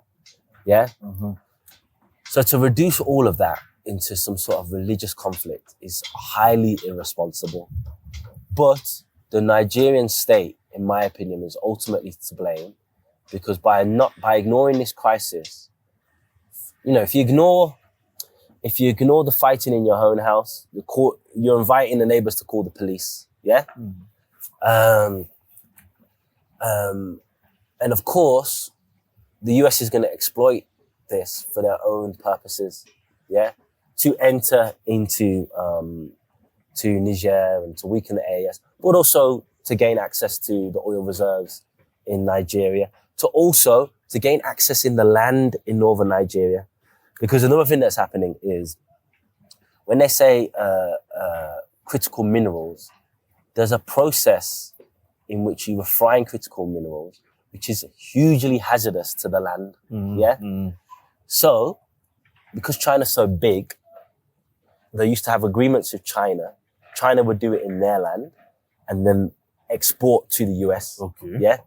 But because of the hostility with China, now the US is looking for new places where it can do this process with little concerns from environmental activists. Northern Nigeria is perfectly that. The government has very little presence in northern Nigeria. Yeah, so there's many things going on there. But you gotta, see, the thing is, I got attacked a lot on social media by Nigerian Christians saying, our people are being killed and you don't care because you're Muslim. It's like, that is not that. It's the intention. Okay. Yeah. Had it have been the Cuban government, who have a history of international solidarity with nothing in return, 4,000 Cubans died in Angola for African liberation to fight the apartheid South African forces. They got nothing in return. Okay. They didn't get paid. They didn't set up oil deals. They got nothing in return. Yeah. If it would have been a government who was looking to interfere for altruistic reasons, but the US has got a history of what's the word? Quid pro quo. Quid pro quo. Yeah. There's nothing. No such thing as a free meal. Oh. They're not gonna. And secondly, the place where they attacked, CNN of all places, did a report. I don't want to get the name wrong. Sokoto State. Mm-hmm. Yeah. Sokoto State. Yeah. Yeah. The place where they attacked. CNN went there, and the people are like, I don't know why they attacked here. We've never had any of this violence. The Christmas bomb? Yeah. Oh. We've never had any of this violence here. It's a pretty strange place to attack. So it's just a reckless, not very well thought out action. In my eyes, they did this. It was a test. Yeah. Let's see what the reaction is. The real action is coming. Yeah. Once we get over this Venezuela thing, once this Venezuela thing settles, they'll come back and they'll do a proper action. Yeah. But what the reaction from Nigerians was bad. Because sadly, most Nigerians supported it on social media. Yeah, I saw that. On social media, I saw that. Most Nigerians supported it. Of course, most Africans opposed it outside of Nigeria. Yeah. But if they've got local support, then it's easy. Then it's easy. It's easy. It's easy. Oh, man. But, sometimes I wonder, what is wrong with us Africans? What's wrong with us Nigerians in particular? Okay. Nigerians, I said this in a previous video. I'll repeat it here. When we had African streaming, it was up and running. Of course, Nigeria is a very important region for us. Yeah. So I hired a journalist there. Whenever there was like protest or something going on, I'd ask the journalist to go get vox pops. Yeah, from the local people. Uh-huh. We posted the vox pops and they weren't very good. Yeah. And in the comments, someone said to us, "You're wasting your time getting vox pops in Nigeria." Yeah. The population, the local population is not that well educated or informed about what's going on in their surroundings, let alone international. You're better off getting targeted vox pops. Yeah. A professor, an economist. And I commented and said, as bad as the situation is in Kenya, I can go out to the streets in Kenya and put a microphone in someone's face and they can give you a really good, well thought out analysis of their local, national and international settings. Yeah. And in most countries in Africa, and that's our thing, we do vox pops everywhere. Niger, the vox pops were the most. Several of our Niger videos went beyond viral. People would cover our logo, post it on their page and go viral again. Yeah. So why in Nigeria? And I was saying because Nigeria, of all African states, has been systematically stripped, yeah? Through IMF programs, through World Bank, it constantly fails to meet its target on the minimum requirement of how much a state should spend on GDP. I think it and Pakistan routinely perform amongst the worst in terms of women's education. It has the highest maternal mortality in the world, yeah? It's a nation where more presidents have gone overseas for treatment than any other nation in the world. I could go on and on. It has one of the highest illiteracy rates in the world. It just ranks any table you'd want to be on the bottom of, they're at the top of.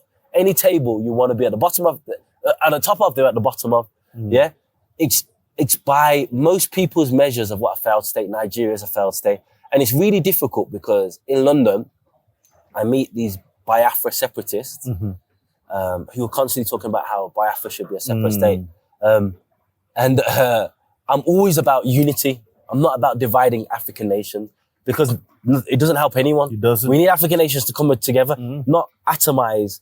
But it's very difficult to make an argument against the division. And I don't support it, but I'm just saying academically, it's very difficult because the state has performed so atrociously in providing the basic needs to the people. Including security. Including healthcare. I'm sure he won't mind me saying this. My good friend and someone you admire, David Hoyunde. Yeah, I like David Hoyunde, his father was a very wealthy man in Nigeria. Okay. Yeah. But he died because of the state of the terrible healthcare system. That's one of the motivating reasons why he's on this mission. Yeah. Oh man. So he put up a very good tweet. Maybe I can send it to you and you can put it in the B-roll where it explains it. Very good explanation. Shows you that being rich doesn't protect. Thank you. Anthony Joshua, the most famous Nigerian in the world right now. Yeah. Just lost 2 of his friends. Sad. Yeah. Anthony Joshua, his Netflix fight against Jake Paul. That was amazing. Earned him close to $100 million. Wow. Money is no issue for this guy. Okay. His car crashes, no ambulance. You saw the video, isn't it? I saw it. Local people with no medical treatment are pulling him out. Yeah. His back could have been broken. They don't know. They don't know nothing. This is Nigeria. Yeah. This is Nigeria. I saw a tweet. I hope it was Photoshopped. I really hope it was Photoshopped. Where let's assume it was Photoshopped, but even if it wasn't, I could understand the sentiment if it's true. Anthony Joshua said, there's some places where I no longer need to visit, insinuating Nigeria. Yeah. Okay. Yeah, because of the poor infrastructure, because for someone of his magnitude, they can't keep him safe on the roads. Yeah. If they can't keep him safe on the roads, can they keep him secure on the streets from people that might want to rob him? Of course not. So Nigeria really needs a revolution. Yeah, really needs a revolution. Really needs a revolution. This is the thing. When we got criticism when we were covering Niger, the coup in Niger, the argument I was making is, how can a country with the largest uranium deposits in the world be left in darkness? Yeah, this is an emergency situation. People need revolutionary leadership by any means necessary. Yeah, if we've created a situation in Nigeria where a bag handler for Chicago drug gang can get elected as president by potentially stealing an election, but let's assume that he won it. Because he's wealthy, he can put his face on the most billboards. Yeah, he can perform economically terribly. Yeah. There can be protests against him. He can arrest the leaders of the protests. There's nothing we can do. We need revolutionary leadership in Nigeria. Yeah, because Nigeria is... People don't realize 1 in 5 Africans is Nigerian. Yeah. 1 in 5. The most populated African country. Nigeria has what, Congo has the resources to engineer the African revolution. Nigeria has the minds. Yeah. So the irony is, why there's a high illiteracy rate in Nigeria, outside of Nigeria, they're the best performing students. In the UK, every single year, a Nigerian family will be in a newspaper because 3 of their children have graduated from Oxford University at 13, 14, 15 years. Yeah. So how come when they leave Nigeria, same in the US, same in the Netherlands, how come when they leave Nigeria, they're the best performing students? Nigerian students in the US perform better than Chinese students. People don't know that. Wow. Yeah? So how come when they leave the country, the sky's the limit? But when they're here... Exactly. But look, why is the Nigerian government so incompetent in clearing off the terrorists, clearing off... are they in bed with Boko Haram, with these Islamic jihadists? Our colleague David Hoyende, who you should all follow and read. But he would argue. I'm looking for him. Yeah. I can put you in contact. He would argue that they are. Yeah. Okay. During the administration of President Jonathan Goodluck, who had a lot of bad luck actually, this Boko Haram was at its height. That's when the girls were being kidnapped and all this type of stuff. So I think he argues that this was used as a way to weaken the legitimacy, to bring in Buhari. Yeah? Yeah, and following Buhari is Bola Ahmed Tinubu, and et cetera. So these things are used as a political weapon to weaken and strengthen certain candidates. But also, they're also unable to. We don't need to get into conspiracy theories. I think they're unable to because the Nigerian military is underpaid, undermotivated, suffers from corruption, suffers from mismanagement, poor leadership, all of these things. Yeah. To go and fight terrorists, you need to be really patriotic. That's why we saw in Mali, they was able to liberate key towns and because the civilians really believe in their leadership, really believe in their cause, really believe that the general that's sending me to the front line would die for me the same way I'm willing to die for him. No one believes that about Bola Ahmed Tinubu.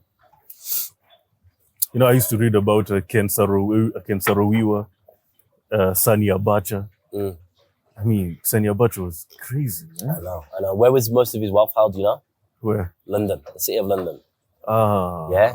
So they argue, I think there was a report, if you're an African leader and you want to wash your money, there's no better place to do it than the city of London.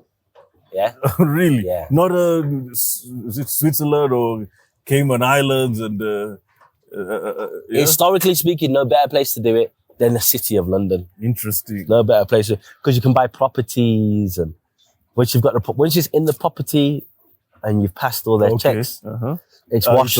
It's washed. And the city of London. So what we have in the UK, in London in particular, there's a housing crisis. Yeah, where rents far exceed people's wages. So what you get is people of your age, my age, we will have a room in a big house with 4 or 5 strangers, because people can't afford to get on the housing like the houses. So why is that?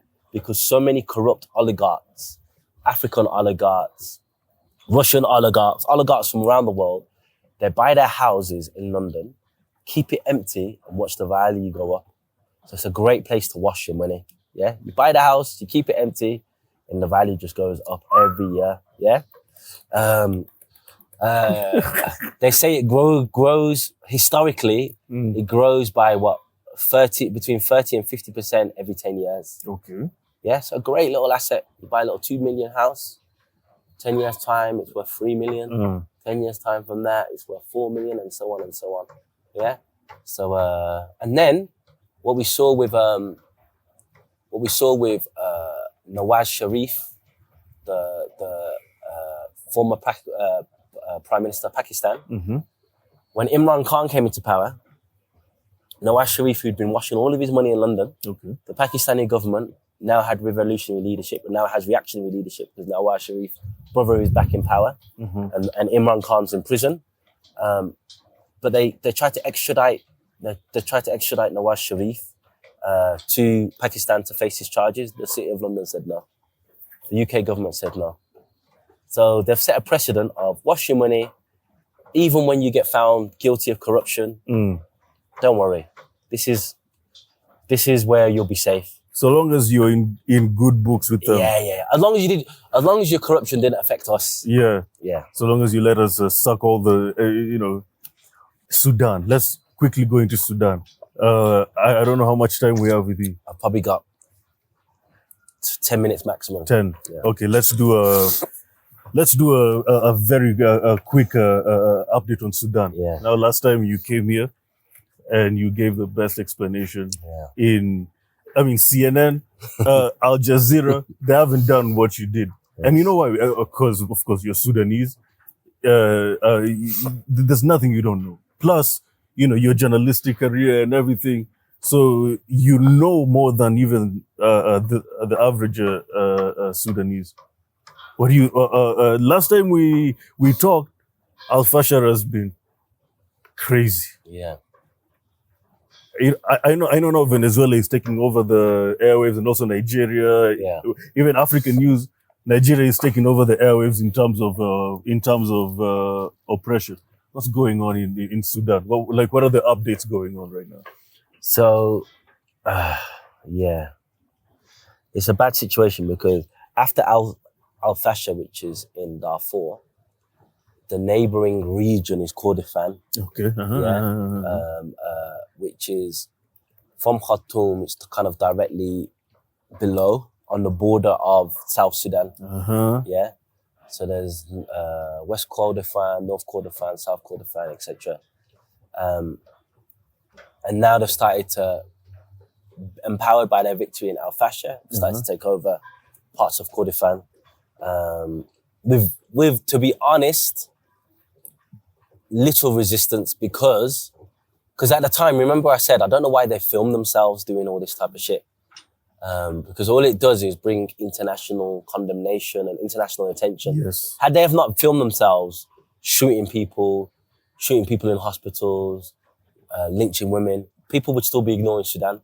So it was in an own goal in terms of PR.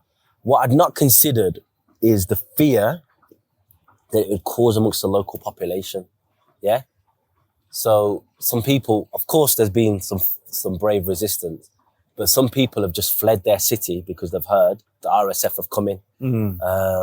So they're taking over Kordofan at an accelerated, fast rate.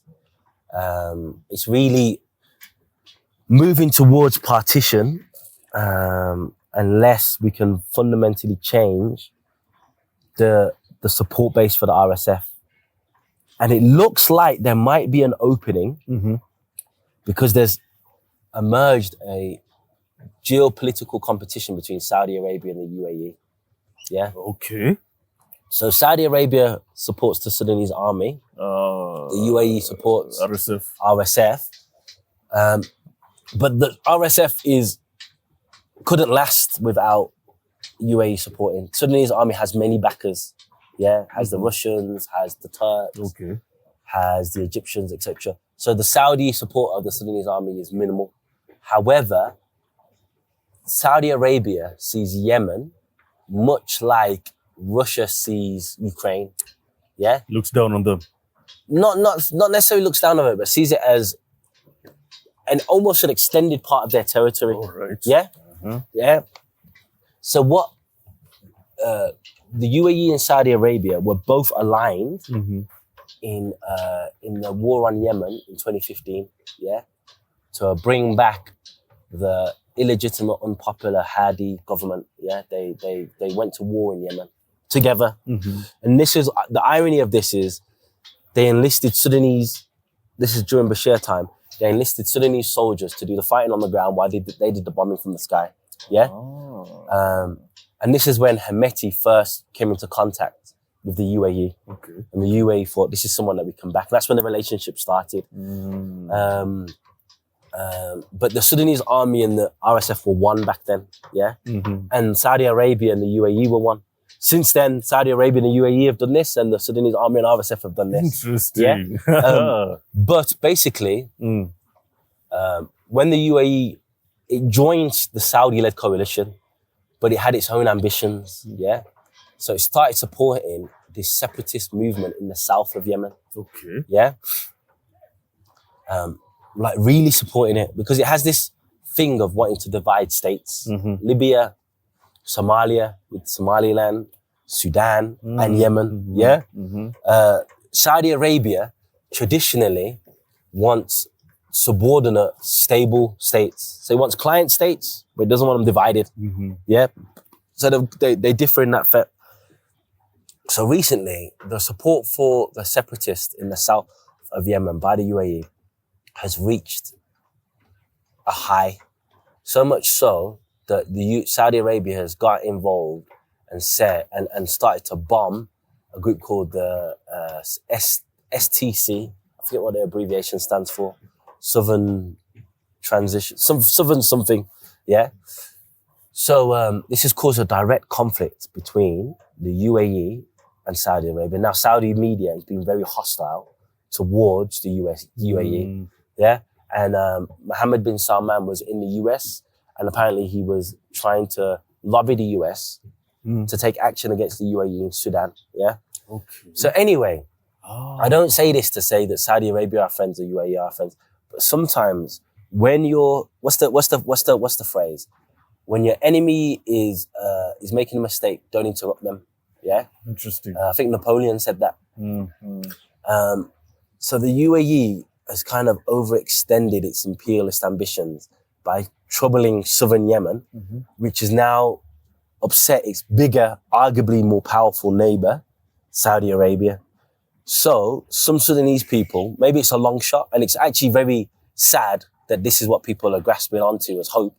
But some people are hoping that because now Saudi Arabia is in open confrontation with the UAE, that will lead to more physical support for the Sudanese armed forces in the conflict, and a more regional isolation of the UAE in the Gulf, which will force them to take a more reserved approach. I mean, this is all wishful thinking, but you asked me for the update. That's the update. So is there, well... I don't know if there's hope. I don't know if there's hope. Is there any silver? I mean, is there any silver lining that has happened? Because everything I hear from Sudan is RSF taking over this. RSF killed. I mean, that was before. Was it Oxford did the space? Oh no, it was Harvard. Harvard, sorry. Yeah. Was it? Yeah, and they could see the blood from the. Oh man. Yeah. That was. How can you see a pool of blood from space? Yeah. You know how crazy that is. Yeah. Like, man. Yeah. And some of these African presidents are also involved in this. Yeah. Well, you know what, Ahmed, I really pray for your country, man. Yeah, so do I, man. I know you do. I know you do. So do I. It's depressing. I met someone yesterday. He goes, where you from? You someone like going, I'm from Sudan. He goes, I'm so sorry for what happened to your country. I pray. And that's obviously nice. Yes. But I hate the fact that my beautiful country, its beautiful culture, beautiful history, is now synonymous with war. Yeah? So when someone says Kenya, maybe, there's many things that they will say, but they won't say war. Yeah? They won't. They won't say war. That's one thing but Kenya, you remember you told me about RSF being used by Bashir to do his dirty work and everything? Yeah. You see these goons being used by the government in power now. Yeah. To sabotage protests, to do the dirty work. That's how it starts. Yeah. And that's why I keep telling Kenyans, stop it. If you guys want to follow Sudan, continue following these useless leaders and doing all this dirty work for them. Yeah. People don't realize that the length that our enemies go to delegitimize what we're doing. You notice whenever there's a protest, the guy that throws the chair 9 times out of 10 is usually working for the other side. Of course. Working for the other side. I would like to briefly, in 5 minutes or so, because I went to Nanyuki. Oh, Nanyuki, yes. Yeah, I'm doing a documentary on Batuk.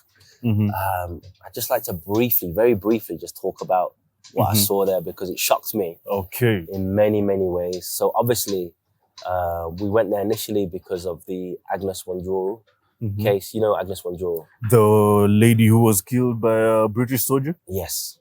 And there are many of them. Yes, I know, exactly. Yeah. So the story of Agnes Wanjiru, I'll say quickly, is she was a young lady from a very poor informal settlement in Nanyuki.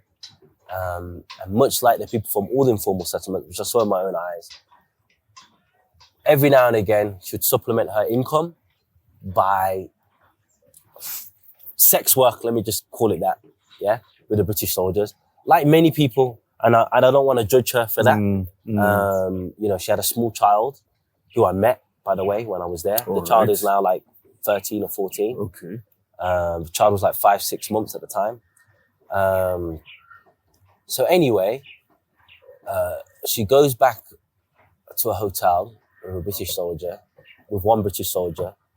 We don't know what happened in that room. We can only speculate, but the speculation is that these British soldiers, when they're around each other, they egg each other on, and this kind of toxic, macho, misogyny just reaches all sorts of highs. So while she goes back with one British soldier, she does what she does with him. Another British soldier comes out and goes, now it's my turn. Apparently there was resistance. He stabs her. There's obviously a scuffle, so it means there's screams in the hotel. He takes her body, he dumps it in a septic tank, The septic tank is locked.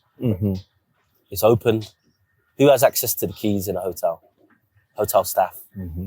So one thing that really bothered me is when you go there and you investigate is the local collaboration, The screams that are heard, you ignore, because these British soldiers are regular supply of good business for your hotel, and you put that over the safety and the welfare of your local people. Yeah? Yeah. Number one. Number two is that you help this British soldier dispose of this body in the tank. And it's in the tank, and it's there for a long time, yeah? The only reason it was revealed what happened is allegedly, and of course we don't know, as I said the phrase allegedly, the British soldier that initially took her home for consensual whatever, wasn't down with what happened to her afterwards. When he finished his tour of the British Army, he was haunted by what had happened. Okay. So he went to a British newspaper and did like a whistleblowing, where you speak anonymously, and he explained, yeah? The British newspaper, of course, they have to corroborate the evidence, yeah? They can't take one British soldier because he could be lying, and then you publish the thing without no evidence, and then you have to pay damages to the people involved. So he goes, look, I can prove what's happened. There's a Facebook group. I'm going to show you the messages of the Facebook group. In the Facebook group, the British soldiers are laughing and joking about this woman who's been killed. Hashtag septic tank. What? The British soldier that did it goes in front of the hotel where it happened, takes a picture, selfie, and goes, if you know, you know. Yeah? Then they post, family. You ever watched, is it called Family Guy or Family Man or something like that? The American cartoon. A Family Guy. It's a Family Guy, yeah? There's a baby on, I've never watched it. There's a baby on there. Stewie. Yeah. So there's a meme of the baby banging on a gravestone. Obviously, Agnes left behind a 6-month-old baby. Oh, no. They're posting these memes. No remorse. They're all joking about it. What? They're laughing about it. Yeah. What? Yeah.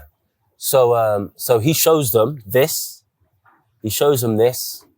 They show, okay, there's obviously something to this. Everything that he said is true. They inform the Kenyan authorities. The Kenyan authorities go, they open up the septic tank, they find Agnes, Wanjiru. Yeah? And then they do an autopsy. They find out she was alive when she was put in the septic tank. Okay. Yeah? The person who's been accused of a crime, charged, the Kenyan government have asked for his extradition. To be fair, in our last... No, I said they won't extradite him, so they still haven't extradited him. Okay. But we got to give the Kenyan government credit for at least putting the extradition For putting it out. Yeah, we have to be fair. So they've put in an extradition request. The guy that did it was a medic in the British Army, a medic. So he'd have known that she was still alive and still put in a septic tank. Yeah. He then went on after he left Kenya to do a tour of Afghanistan. So who knows what he did to some poor Afghan woman. Yeah. He has a history of violence. I think he's allegedly beaten up his girlfriend or wife a few times. Yeah. And shown no remorse. Like I've said, he's joked about it in these groups. What's the name of this officer? I'd rather not say, but you can find it on the newspaper and we can. Okay. Because in the UK, there's always a suing culture. Yeah? Yeah. And even if they don't sue you, they put you in court, waste all your money, and then nothing happens. But yeah, I'll send you the articles and you can, if you decide to put it up, that's on you. I'm here. Yeah. They're in Britain. Anyway. Yeah. So anyway. But it's crazy. But I'm sure when you did the story, you heard the reports of the mini rapings going on. Of course. There. And so that's what I was going to say. Yeah. The only reason we know about this Yeah. is because a British soldier who was somewhat involved, had a conscience, went to a British newspaper.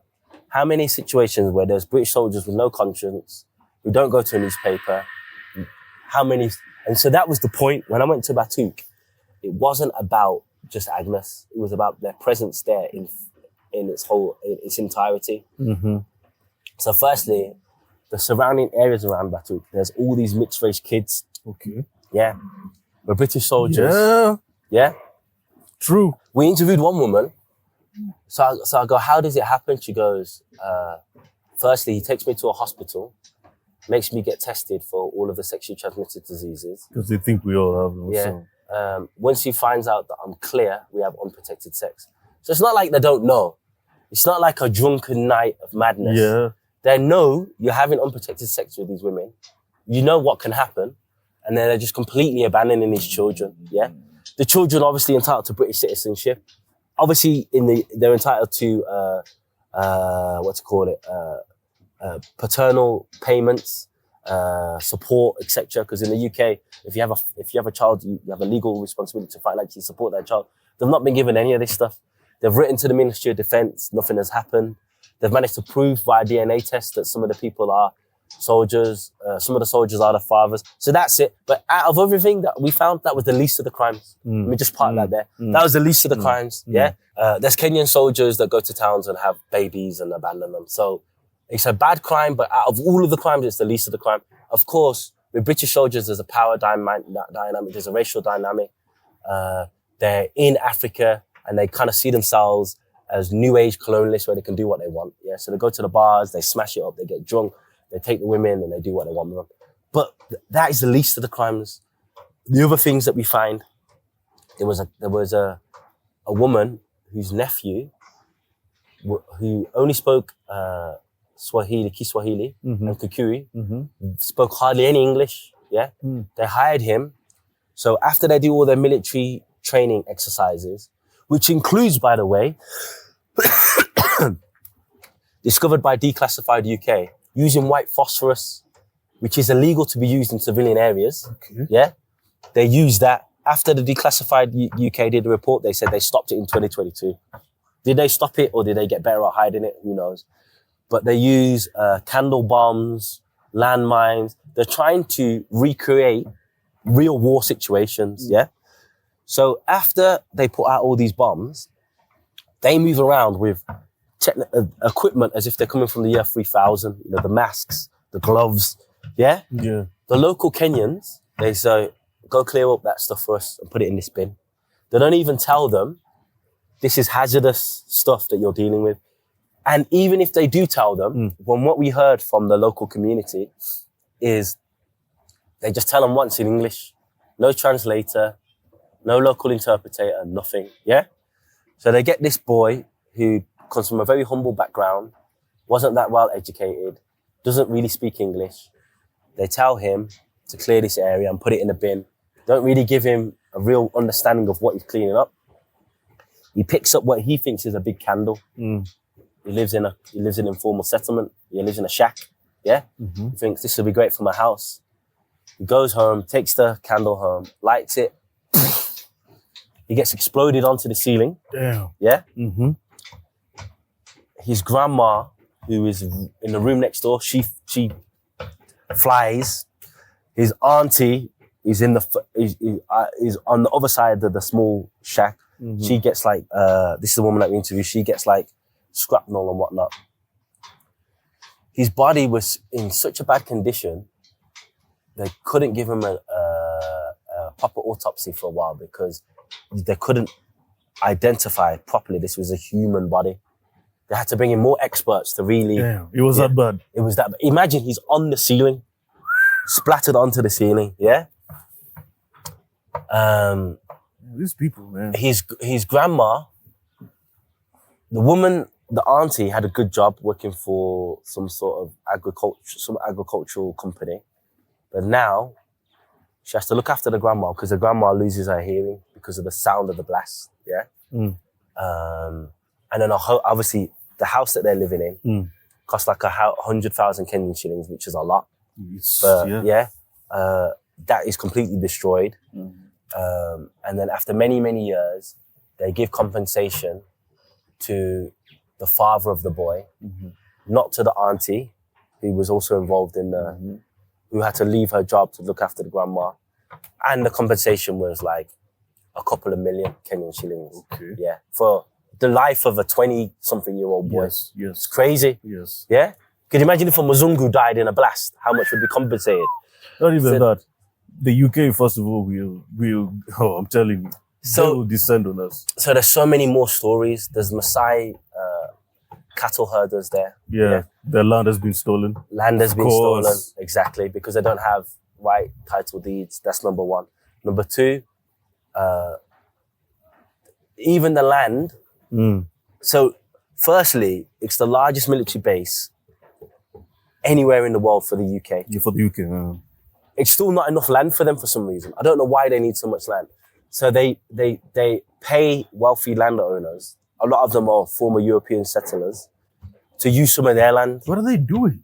Who knows? They're saying the reason why they like Kenya is because it's hot. It's good weather all year round. Okay. Not too hot, not too cold. Like obviously in the UK, there's so many days where there's like hailstone and windy conditions. The climate in Nanuki is tropical, but there's also dry parts. So it recreates many different battlefield scenarios. Yeah. So anyway, some of the land that they're doing these exercises are not even in their Batuk official military base. Some of it is on Maasai herding land. Okay. Because they don't clean up properly, some of the cows go on to some of these landmines, blown up. Yeah. Oh.